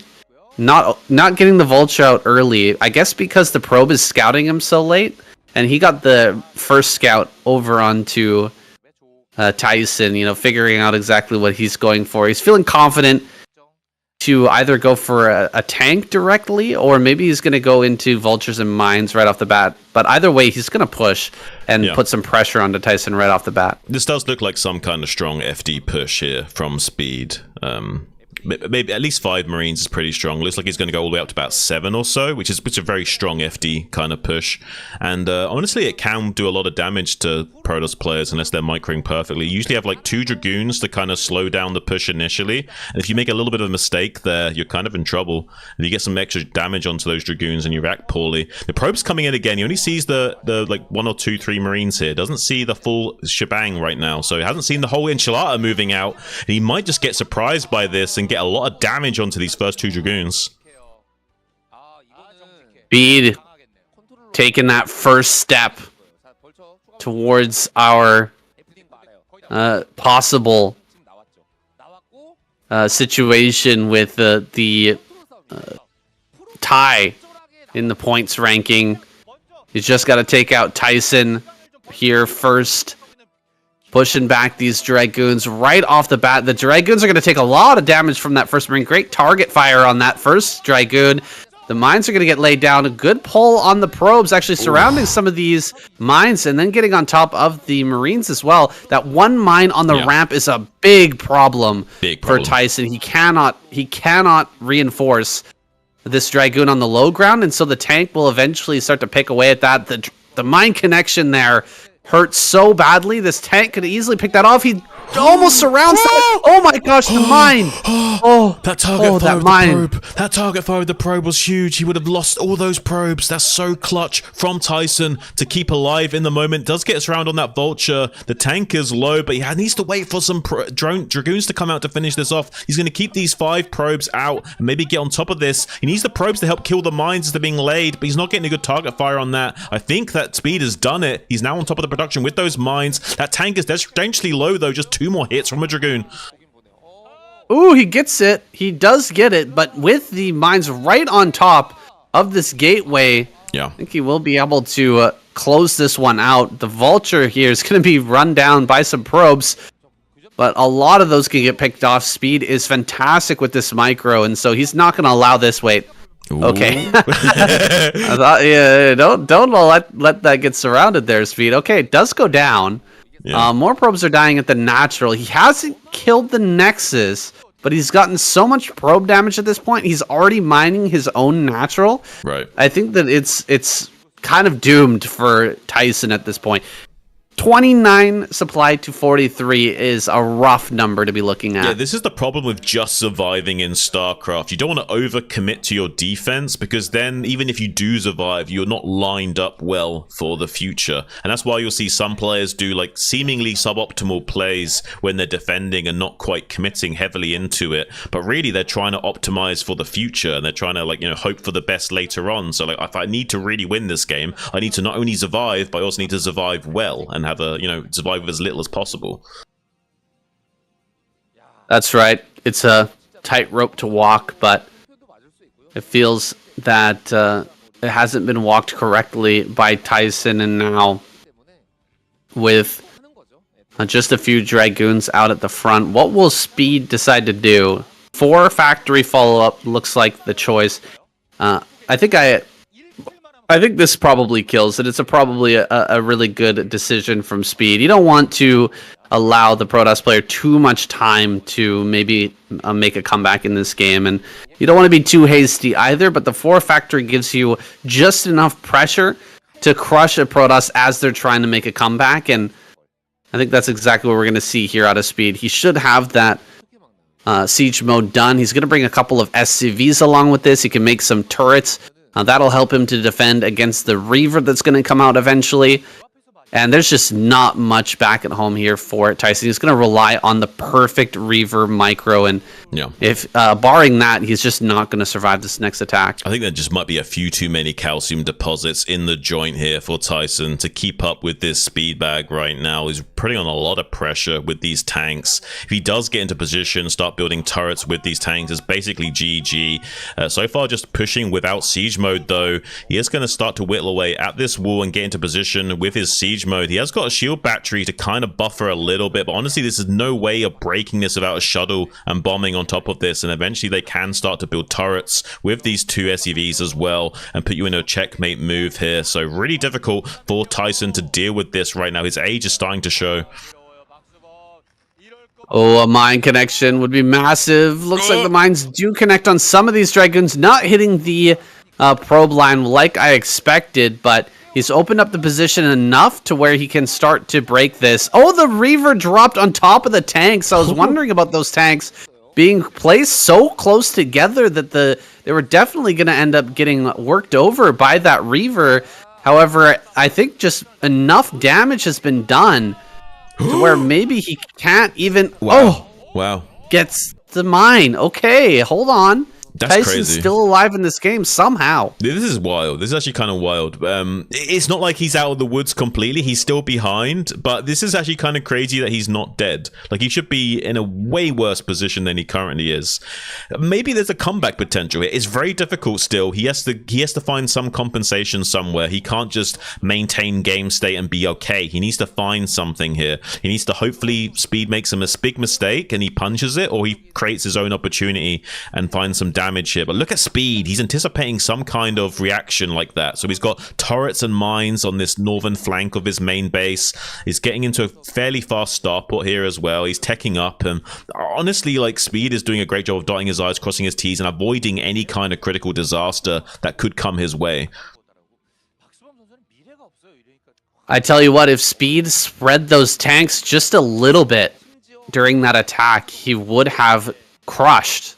There's no way the Reaver could have just dropped right next to one of the tanks and killed all three at the same time. That just couldn't have happened. And though a small blunder from Speed allows Tyson an opportunity to maybe continue further in this game, but he is struggling mightily to just keep on his feet. It's like a boxer that's been wobbled. You know, his knees have almost collapsed out from underneath him, but he's still managing to somehow cling to life and cling to consciousness as Speed continues to wail at him and is loading up for that next big punch that might just flatline Tyson in this match. The third base is coming online, but that'll be the next target for Speed to hit, no doubt. If he can stay bouncing on the balls of his feet, though, he will restore equilibrium and stop those ears from spinning, and might find himself back in this ring and back in this fight again. Ooh, big mine detonation on those Reavers, though, making this really cost inefficient. He needs to kill this turret and evacuate. Oh my gosh! The Reaver and the shuttle go down. Swinging for the big home run there by dropping the Reavers into the main base and opening up the escape position. Like, you can just run in with the shuttle and Reavers over the turret and try to get some damage on the SCVs, but he wanted to secure his escape path as well. And so he threw away 2 Reavers to kill a single turret and nothing else. That is about as bad as it gets, and we may just see Tyson tap out as the drop comes into his main base, and these Dragoons start to fall. Speed hitting him with the 1-2 punch, and Tyson taps out. Wow, GG. This is really impressive from Speed. Nice clean victory from him, and Tyson, yeah, age really showing and not able to keep up with the same kind of rhythm needed. Won't be getting that all-kill prize or anything like that. Really well played from him, though. It was good to see him, get a good game going previously. Hopefully we can see some speed go all the way against Zerg, because Hero and Sulky are going to be coming up next. One of these guys.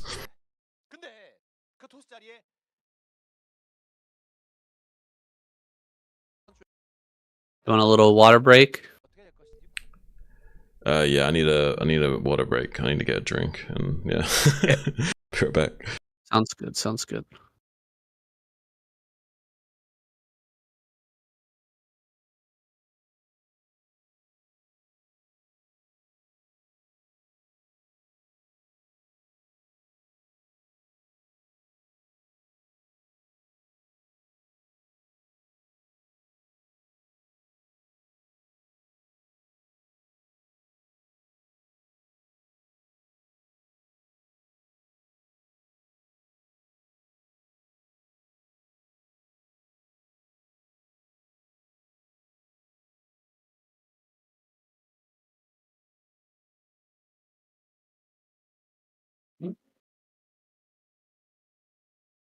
Well, I don't think more than one more hour. Ruth.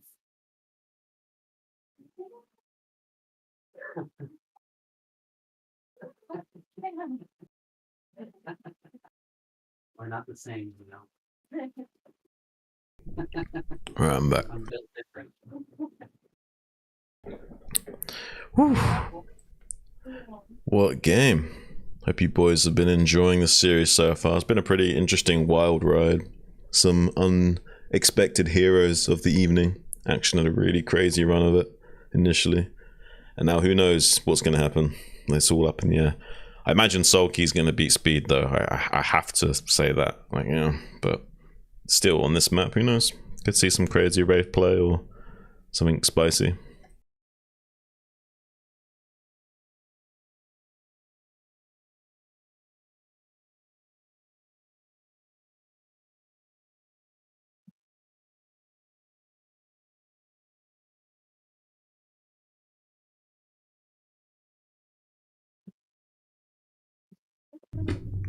Yeah, if only the probe had seen the move out, he would have identified, oh, it's this. I mean, he still got the probe in to see that there was no natural expansion afterwards, but he would have ideally liked to have seen that much earlier.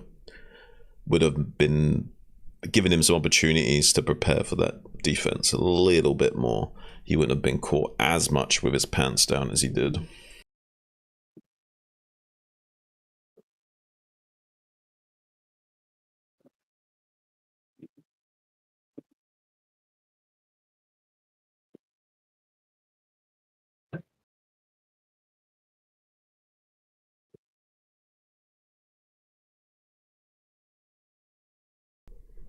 We'll wait for Saiyan to stop flirting with his lovely girlfriend, and then we'll continue. It's not his girlfriend, actually, but yeah. My waifu. It's your waifu, literally.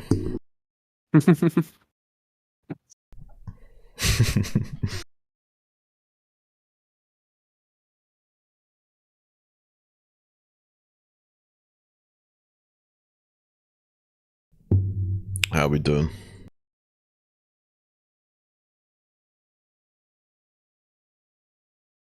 This is like Okay.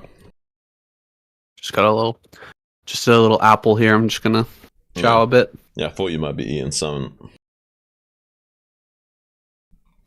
healthy snack between games.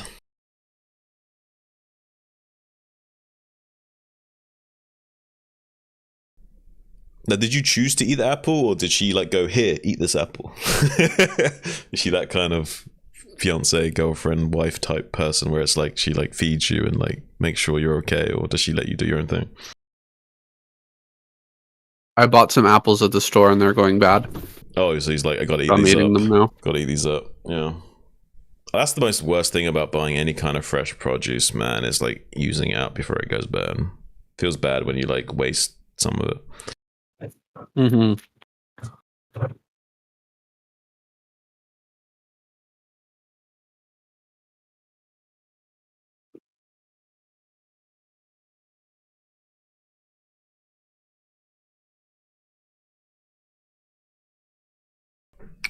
What's your predictions? Do you think Sulky's gonna stomp both Speed and Snow, or are we gonna see a bit of back and forth? I hope we'll see some back and forth. I'm surprised to see it Sulky. I guess he wants to play. He's probably like, yeah, I want to play. I haven't had a chance to play in a few weeks, probably. And I got knocked out. He got what was that game he played? It was on. He was Protoss bottom left against. Sorry, he was Zerg bottom left against Protoss bottom right, middle right on. What's that free play? What's that free Dominator? And he went for like full hatch before gas, and he fucked up the build, and he didn't pull out the win, and maybe he's feeling annoyed about that. I think he lost to Best, and then he lost to Sock. Yeah, he's probably feeling annoyed about those previous weeks, I'd imagine. Sock did like two racks, right? And beat him. Yeah, I would imagine he's feeling salty about those last couple of weeks. Yeah, I imagine. All right, good to go. Let's get it.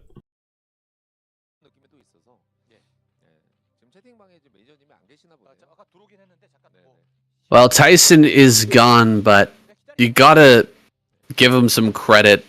He went pretty far in this week of KCM, definitely earned his place, and in that last match, we're getting to like Homer Simpson levels of standing up against the punches, just getting battered again and again. It's impressive to see he was able to keep going for as long as he did, right up until that failed drop unfortunately ended his run.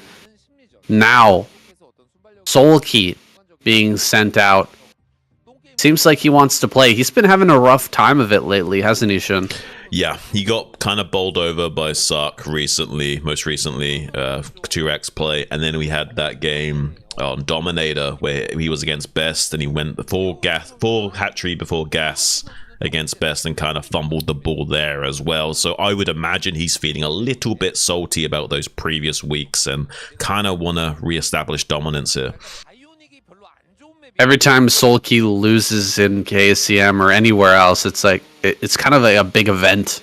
Everybody gets so hype. But yeah, it is just another game for this guy. Soulkey is one of those players where at this moment in time, he's like kind of an enigma that everybody's looking to see who can find a way to take him down. And I don't know if Speed's got it here, but he's going to open up with a gas.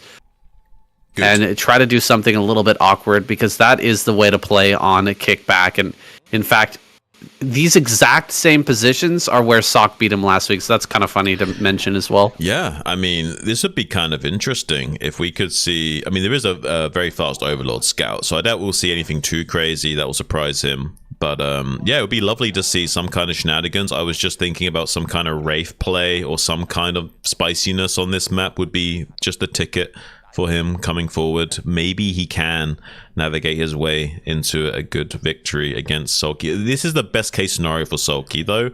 Getting the fast scout, seeing the factory, running away. Like, Speed doesn't even know that he's spotted that yet. But that's a great best case scenario for Soulkey going forward, I would say. Absolutely. The danger is that this Overlord gets spotted, though. If that Overlord gets found...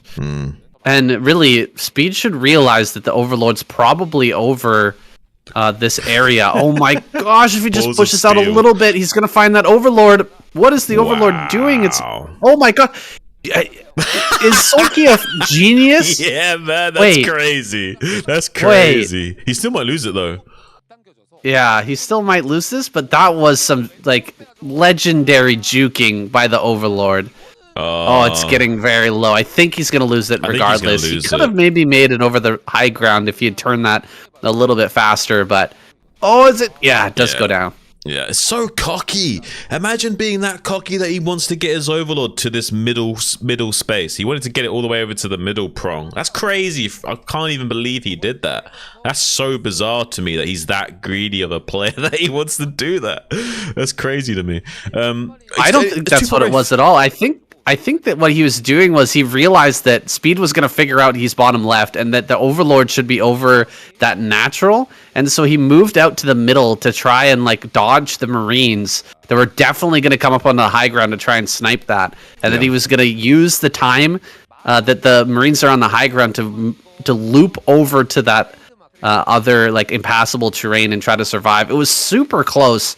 But that Overlord kill is massive, and he's going to try to run by with Marines. Tanking the sunken shots with the Marine is a classic maneuver, and he's going to run right past. Oh my god, these get in. He does retarget fire with the sun, gets one hit on those vultures, but not enough. Does a good surround with the drones, though. Kills one of the vultures, and the other one is only on 20 HP, just 4 hits. With these drones and lings, will deal with it. So far, doing a good job of getting another drone kill with that vulture, keeping it alive, rotating around to the other third base. For the time being, and still keeping the pressure alive. Ling's now coming out to deal with this, but with perfect micro, he will be able to kill almost infinity Lings. Oh, Sulky had better have Burrow behind this because Wraiths are incoming. Wraiths are going to start to hit these drones. There's the Burrow. He does have it. This is super standard in the matchup these days. I'm really glad that Sulky didn't forego that upgrade, and he's going to start to hit some more of these drones, but as long as Sulky's on top of it, he shouldn't lose anything. This is really he lost one. Oh, this is actually kind of insane, though. He has kind of taken quite a lot of damage.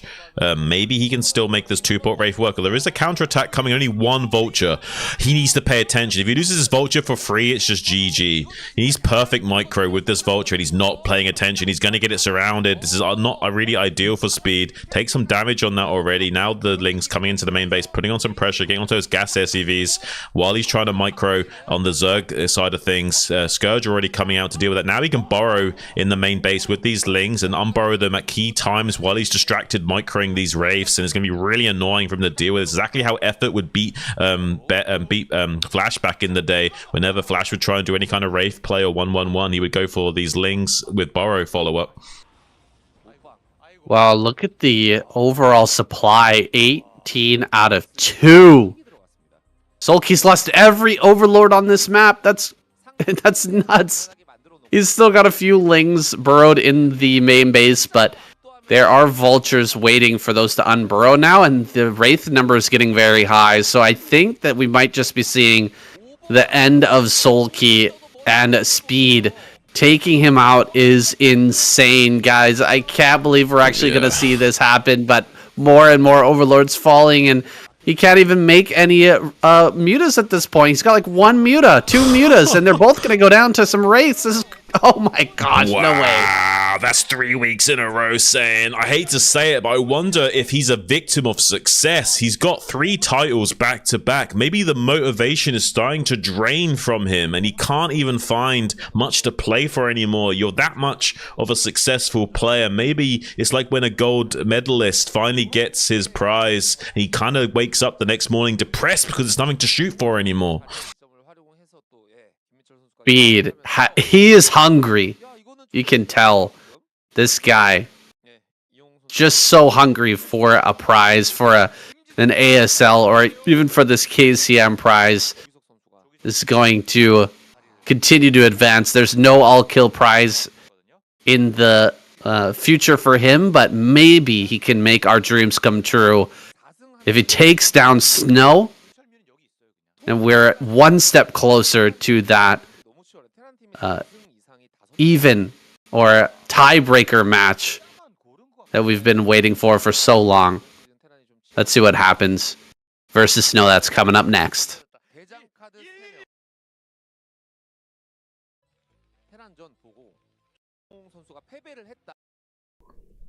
Damn, son. What the hell, man? Really?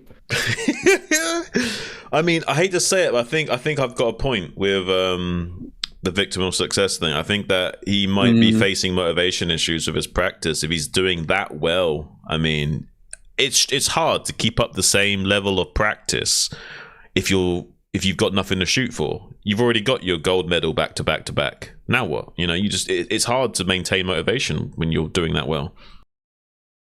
Right, maybe true. It feels like Queen, right? He got 2 in a row. Yeah. and then kind of fell off a bit. I mean, that's a real thing. That's not bullshit. It happens to a lot of athletes that they their whole life is about winning that title. They win the title, and then what? Now what do I have to motivate me? Right. That's the problem with having that goal set. It gives you a lot of motivation to get there, but once you get there, it's like, well, now fucking what? I wonder. Yeah, we might see Sulky fall off a lot more in the future as well. Like this could be the beginning of his downfall. No, I'm not going to speak too soon, but I'm just saying this wouldn't be too weird of a thing to happen. Right.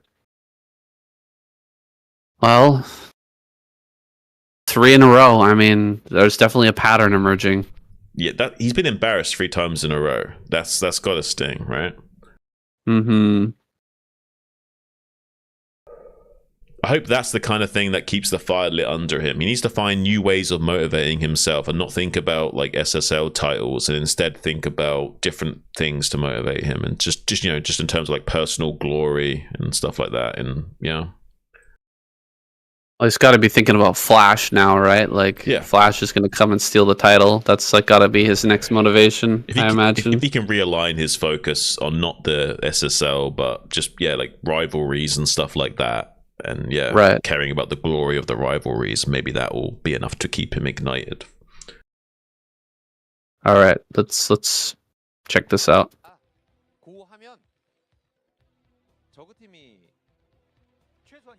Speed reddening the cheeks of our 3-time ASL champion. That last game, a bit humiliating to go down like that. As a Zerg player, man, that hurts. That definitely hurts. I've lost to the same sort of strategy before, and this is not a fun time.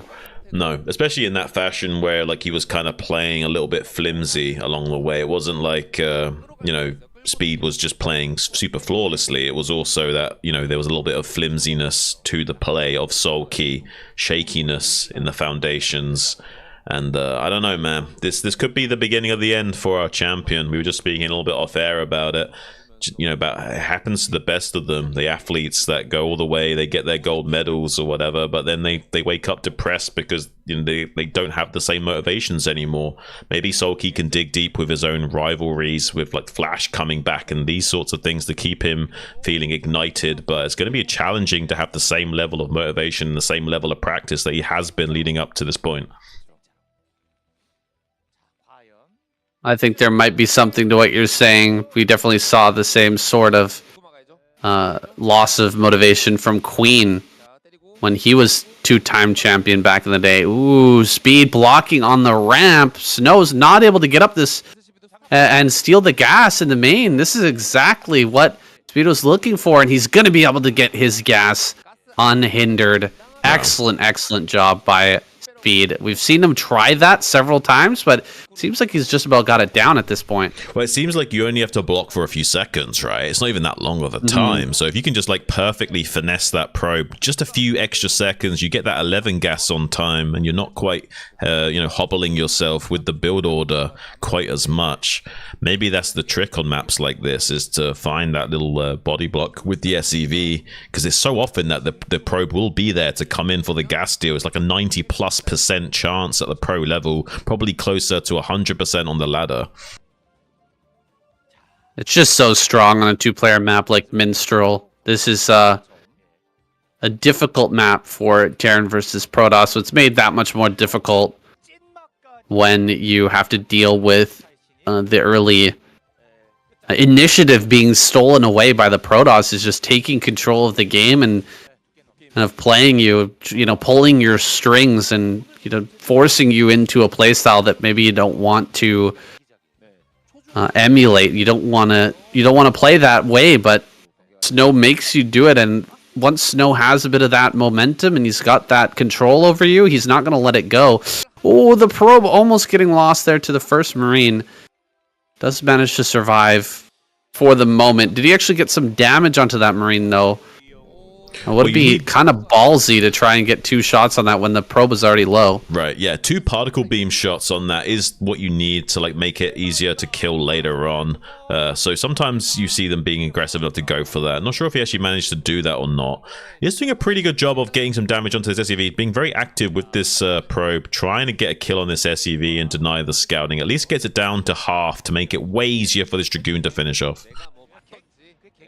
Yeah, I won't even allow that to go and see the Nexus, which is kind of scary for Speed, right? He has no idea what's coming.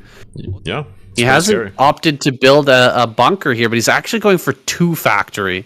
We've seen this so much out of Terra players recently. It's kind of crazy, but again, 2 factories coming from It's Speed. kind of wild. I mean, what they've been doing is making it look like a strong FD each time and kind of like trying to disguise it and catch them with their pants down. And it seems to work pretty well. It's had a higher success rate than ever before, I think, in recent times, which is kind of wild because usually it was a build that we had kind of written off as being like, oh, well, you've got like a 30% chance of that working probably. But now it's been like almost even, maybe even a little bit better than even in terms of recent results and win rates. So maybe this is something we'll see a lot more, and Terran's mixing it up and trying to force Protoss players into new optimizations. They might be able to force Protoss to play more defensively and not take these liberties in the early game with their tech and get into more early Dragoons, and that'll open up more opportunities for Terran to macro comfortably and not fall so far behind with such quick optimal Protoss macro. Coming up to the front now with as soon as he sees the Vulture and the tank, he's going to know exactly what's coming. He drops a pylon at the front, but he hasn't put any damage on this army so far, and Speed is in prime position to get this attack underway, laying down some mines at the front. Probes are going to be pulled immediately. He targets down the first mine, and a couple of Marines die as well. So this is so far a pretty decent hold, but this is not over. Speed is just getting started. Yeah, definitely getting started here. One thing going for him, going for Snow, is that he is mining on this second base for so long. If he can somehow hold this, he'll be fine. But the problem is, how do you do that? There's like 2 siege tanks here, 3 Marines to soak damage, and now Vulture's going to coming in and starting to lay down mines in the wake of this push. You have to kind of evacuate or at least get a surround going. Target firing the mines with probes would be huge. One of the mines does get down though, and now he can keep the push going. The mine being activated on this ramp would be huge. So you can't really push down here so easily as Snow, and now he will slowly pick away at this Nexus. Can't get into the main base with these Vultures. He's going to lose his Vultures for free. That was maybe a little bit of a mistake from Speed there, and is getting punished a bit by Snow. He can actually come down and kill this siege tank now. Really good play from Snow to punish this. This is some amazing control from Snow. These 4 Dragoons have killed so much. Oh my goodness, just holding off an insane amount of Terran trying to run up that ramp, and in fact, Terran might not even be able to kill the Nexus now. He could have stayed down here at the bottom of the ramp and easily killed this Nexus, but now Snow is coming down. He's going to clear everything, and we're seeing the weakness of the 2 factory push. Yeah, this is really stellar hold from Snow. Really calculated here. And he evacuated most of the probes, so even if he did somehow kill the Nexus, he still would have a playable game state as long as he retook the Nexus quickly. So now that he didn't even lose the Nexus and he's got 3-gate robos set up against what Speed has, this is looking amazing for Snow going forward. Our hopes and dreams of one day finding out what's going to happen if the teams tie in week 8 is probably not going to occur. Speed is so far behind. It's hard to imagine him coming back against a player the caliber of Snow. Leads in this matchup, as opposed to pretty much any other, are so much less surmountable. If you know what I mean. Like, it's so hard to come back against a Protoss player who has a big lead. It's so much harder than, as a Zerg coming back against a Protoss, or as a Protoss coming back against a Zerg. Wow, look at this wall in as well. He's going to catch a few of the one or two of the pros, but really well done here from Snow. Just showing his caliber and why he's so respected in this matchup. Hasn't really been as on form as he has been of the past, but Honestly, this is the kind of thing we expect from him, and we just don't usually see it every single game. Hopefully we'll see him back on form like this in future as well. This is pretty stellar stuff from him. I would say these guys are back from the holidays now, right? They were struggling to perform around December and the end of last month when Christmas, and they're all family men now. A lot of these guys have kids, especially Snow. He's got a new baby, I think, and a little boy. So he is definitely a father first, and a Starcraft player is probably a secondary consideration. But now that he's out of the holidays, he's going to be practicing like crazy, and he is pulling off some amazing micro in these fights, dropping those zealots on top of the tanks. This is looking like the old Snow. Yeah. So far, it has been looking like the old Snow, and he's going to get maybe a drop on these tanks if he mispositions them. Needs to be careful. Only one anti-air marine here. Going to get one of those tanks at the bare minimum. Goes for the second. Can he get it? Gets the connection at least. Can't unload that Reaver again because 2 arc-light cannon shots would finish it off on that HP. But he gets the Dragoons in to finish the job. And now there's only 2 siege tanks to try and buffer against these 5 Dragoons. 1 Dragoon's bugged out though, so it might help him with the trade a little bit. But with the Reaver coming back in, he has to full evacuate this push. This is not looking ideal for speed at all. 46 applied to 80. Snow is almost doubling the supply of the Terran player before 10 minutes. Are we going to see a Reaver with like 10 HP kill everything in Speed's base? I think that's what we're about to witness. There's no turret here, and the one Reaver plus yeah, there it is. 32 HP on that Reaver.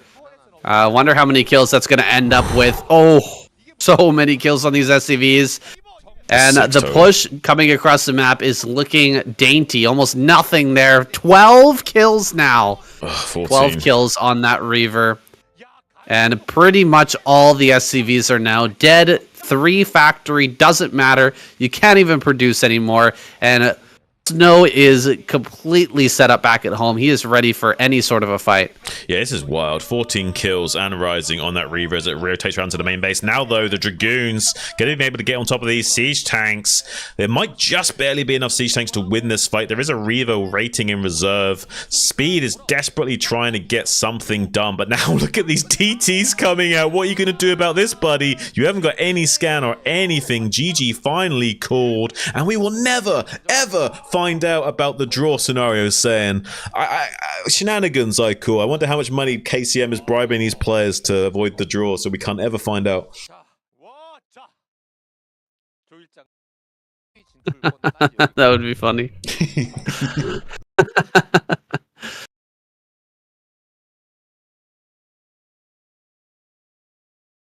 Well, that's why you don't 2-fact. Even though he had no idea, Snow had no clue that that was coming. That's kind of wrong. He had one gateway. Yeah. It's kind of wild that you managed to hold that well. Very composed hold.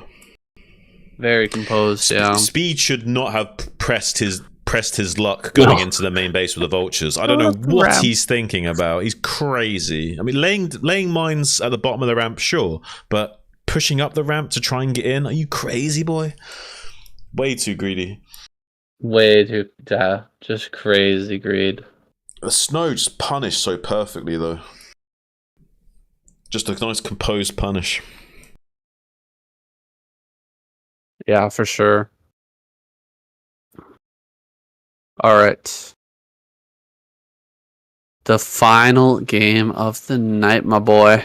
The final showdown. Hell yeah. I wonder what the stat is at the bottom right-hand corner. Yeah, what is that? That's 12-3 for ZVP, but is that this player's matchup?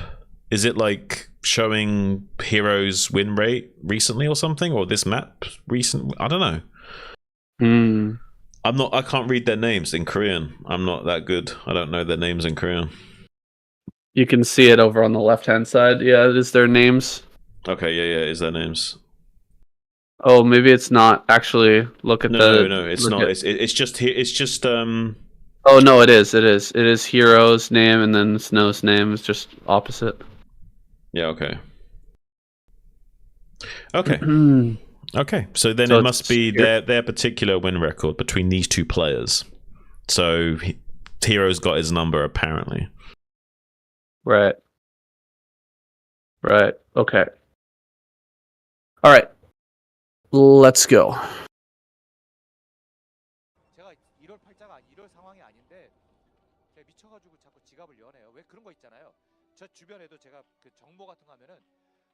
Ooh, final game of the night. Snow versus Hero.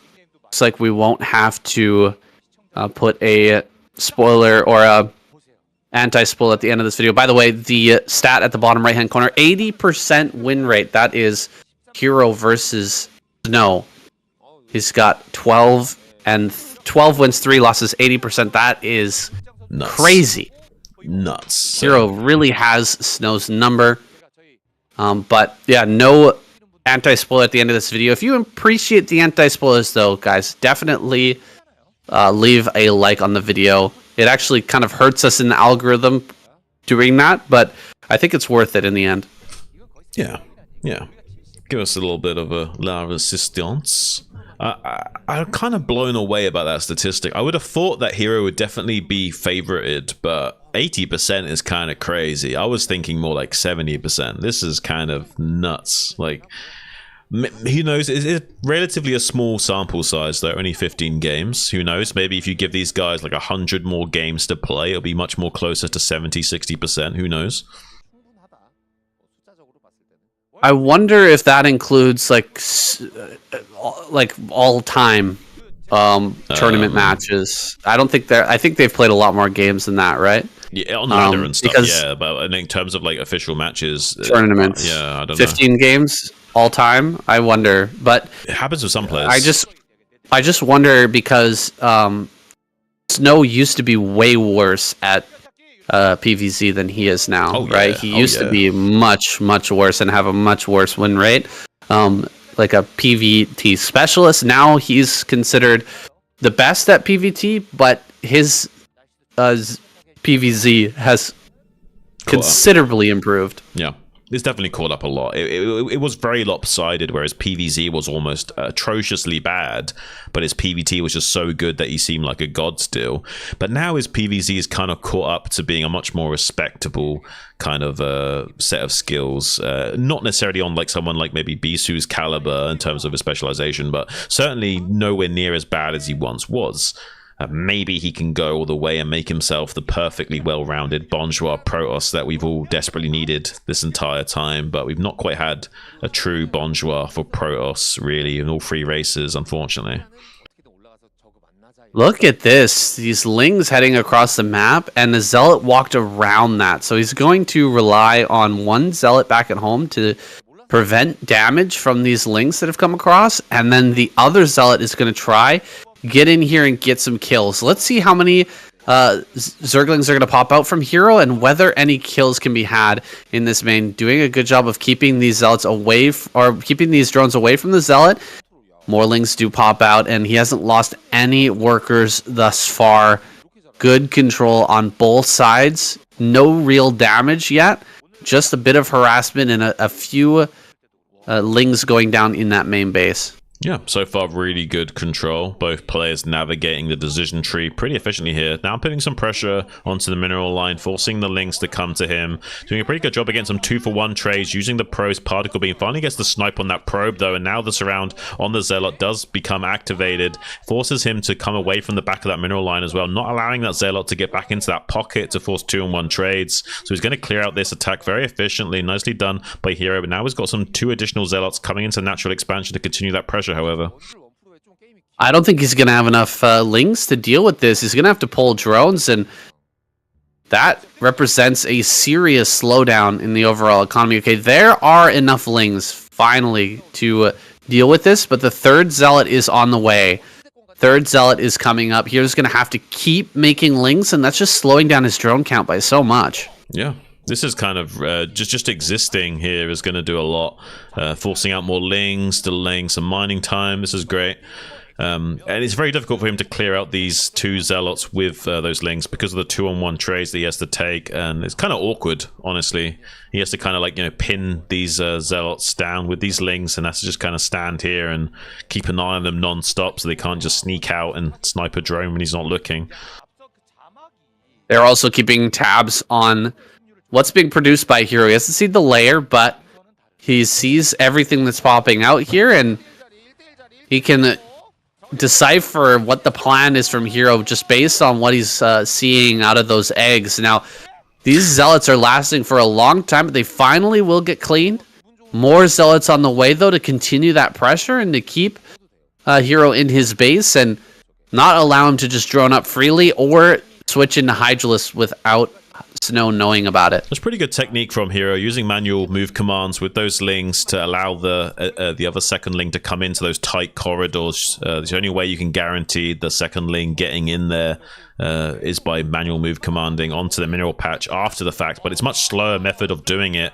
And he's droning out quite heavily now while also pumping out some additional lings, so honestly, Hero's looking like he's lining up for the mid game quite nicely. He's kind of threaded the needle almost perfectly right now. So I don't think we're going to be too worried for him going forward.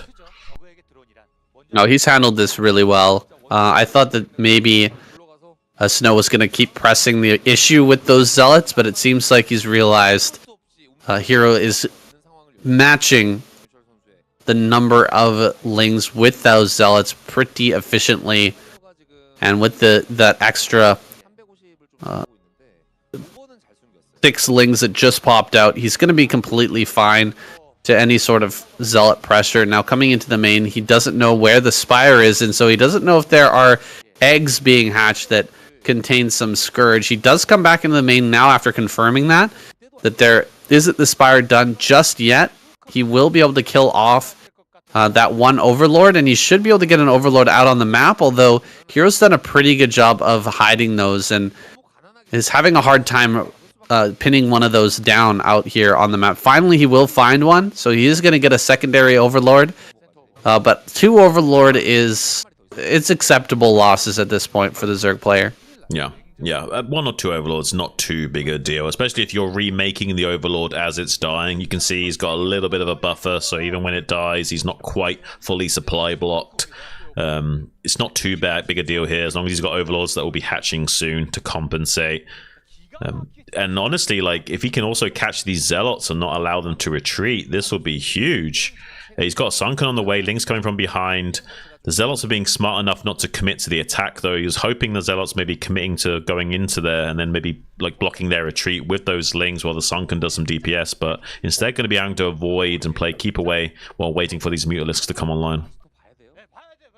Mutalisks are now online, and the Zealots are a little bit out of luck. Not going to be able to deal any more damage. Hero going to utilize this opportunity where he has potential map or air dominance with the low number of mutas and Scourge. With Corsairs, only 5 in number, not too difficult to deal with. Scourge in this group almost gets a snipe there. Really importantly, Snow manages to keep all of those alive.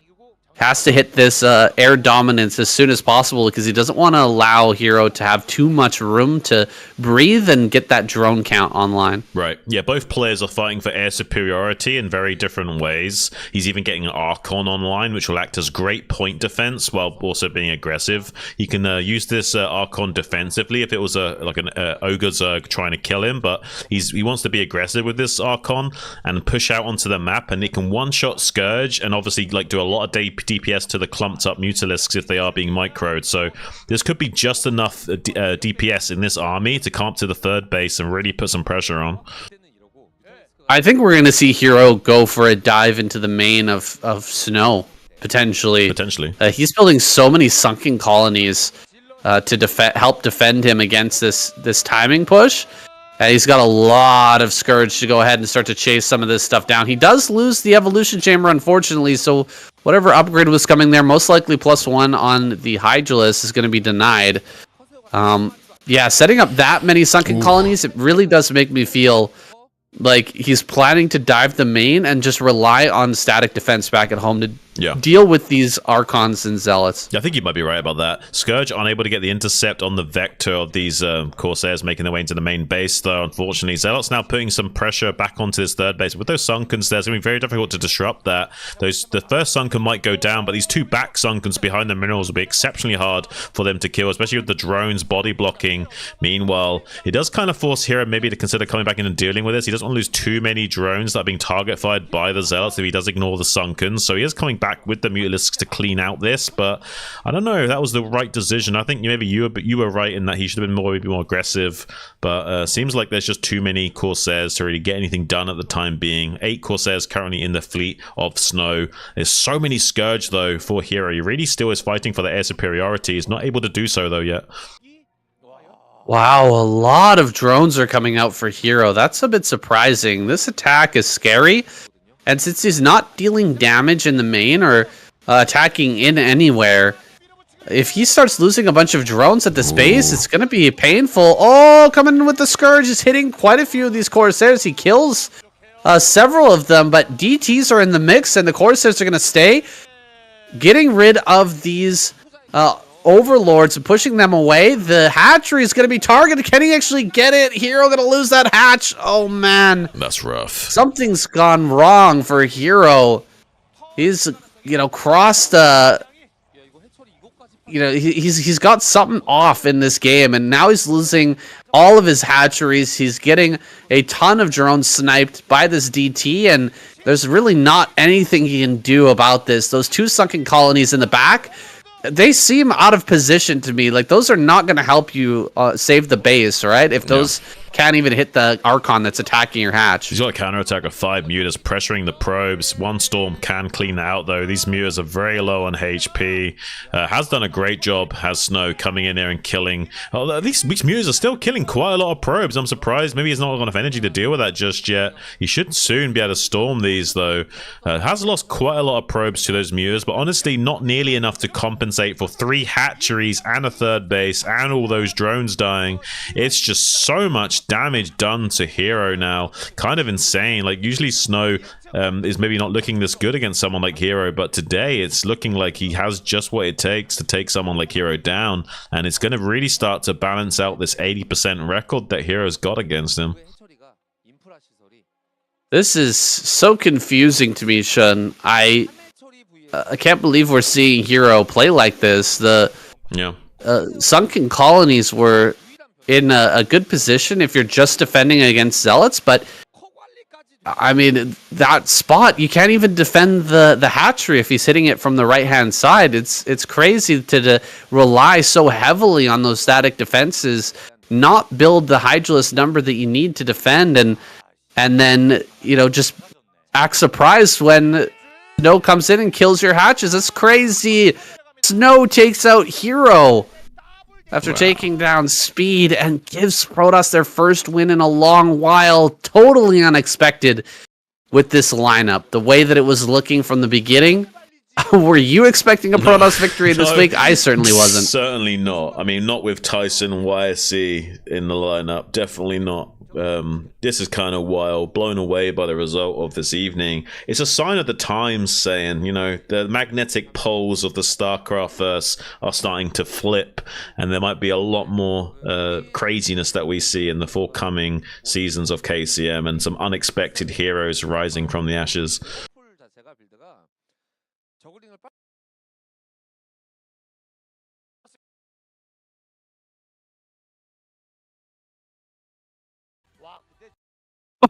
We did. Wait. Whoa. Wait. I didn't even think about this. I didn't even think about it. Because Protoss won. Because Protoss won. Woo! Wait, I didn't even think about that. Oh my God. It changes everything because Protoss won. Guys, Protoss winning this week. Terran gets 0 points. Zerg gets 1 point, and now we're at total 9-9. We are going to be able to see. We are going to be able to see it. I never even considered Protoss winning this week. Wow. And so that scenario didn't even enter my mind, but there it is. 9-9. I'm speechless. We're going to get a tiebreaker. I didn't think we were going to get it. With Protoss winning, that changes everything. I'm so shocked, saying I didn't think we were going to get it, and we have. What is going to happen with this tiebreaker? Who is... What?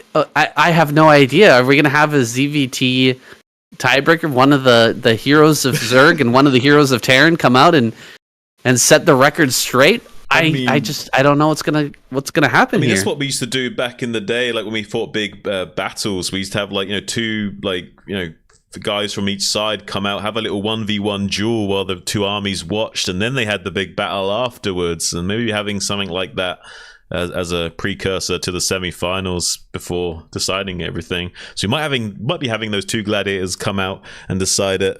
I don't know, saying how are they going to do the tiebreaker? It might be that. It might be the 2-1-1s, but I don't know. Could be something different. This season is full of surprises, and this week, no different. We've got Protoss stealing away this victory and setting us up for what could be an epic tiebreaker match. It's the first time it's ever happened since I started casting KCM 4 years ago, Shun. This is monumental. Yeah. A historic moment. I'm so curious. I hope they don't just flip a coin. I really want to see another match. Do you know what? I think that because you and I had detached from the expectation of this result, like it completely went out of our minds of like, oh, this is never going to happen now. Maybe that's why it happened, because every other time we were like, yes, come on, let's manifest it, and it didn't work. It's like because we didn't care, we get it, It's like, oh, because you don't want it, you're allowed it.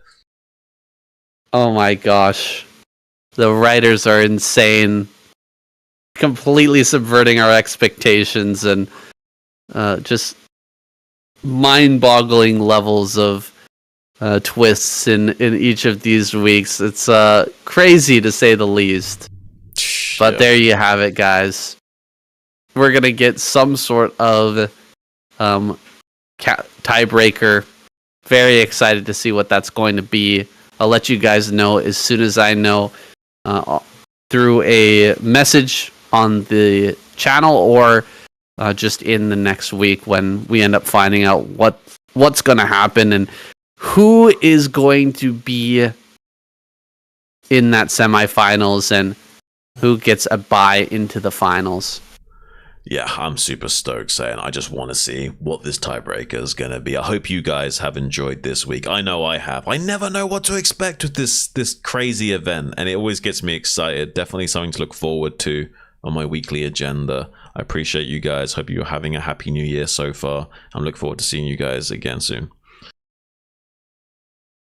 Let's see what's at the end here. Nothing. The semifinal.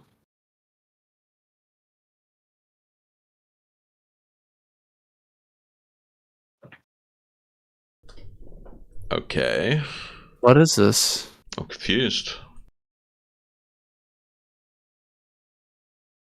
It says live.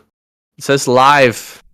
Live. Shouldn't it says live? Live. That's huge. I want to see live. When are they doing live? I don't know if they're going to do live or not, but that would be awesome if we can get a in-person semifinal, final. Yeah. Hoop Arena. That'd be great. Oh, that was fun. Man, that was unexpected. I wonder what they're doing. I really don't know.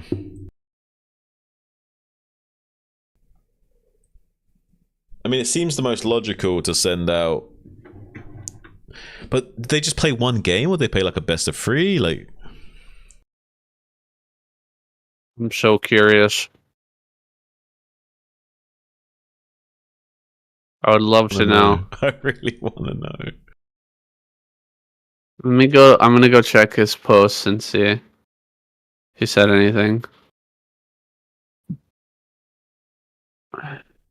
Yeah, check.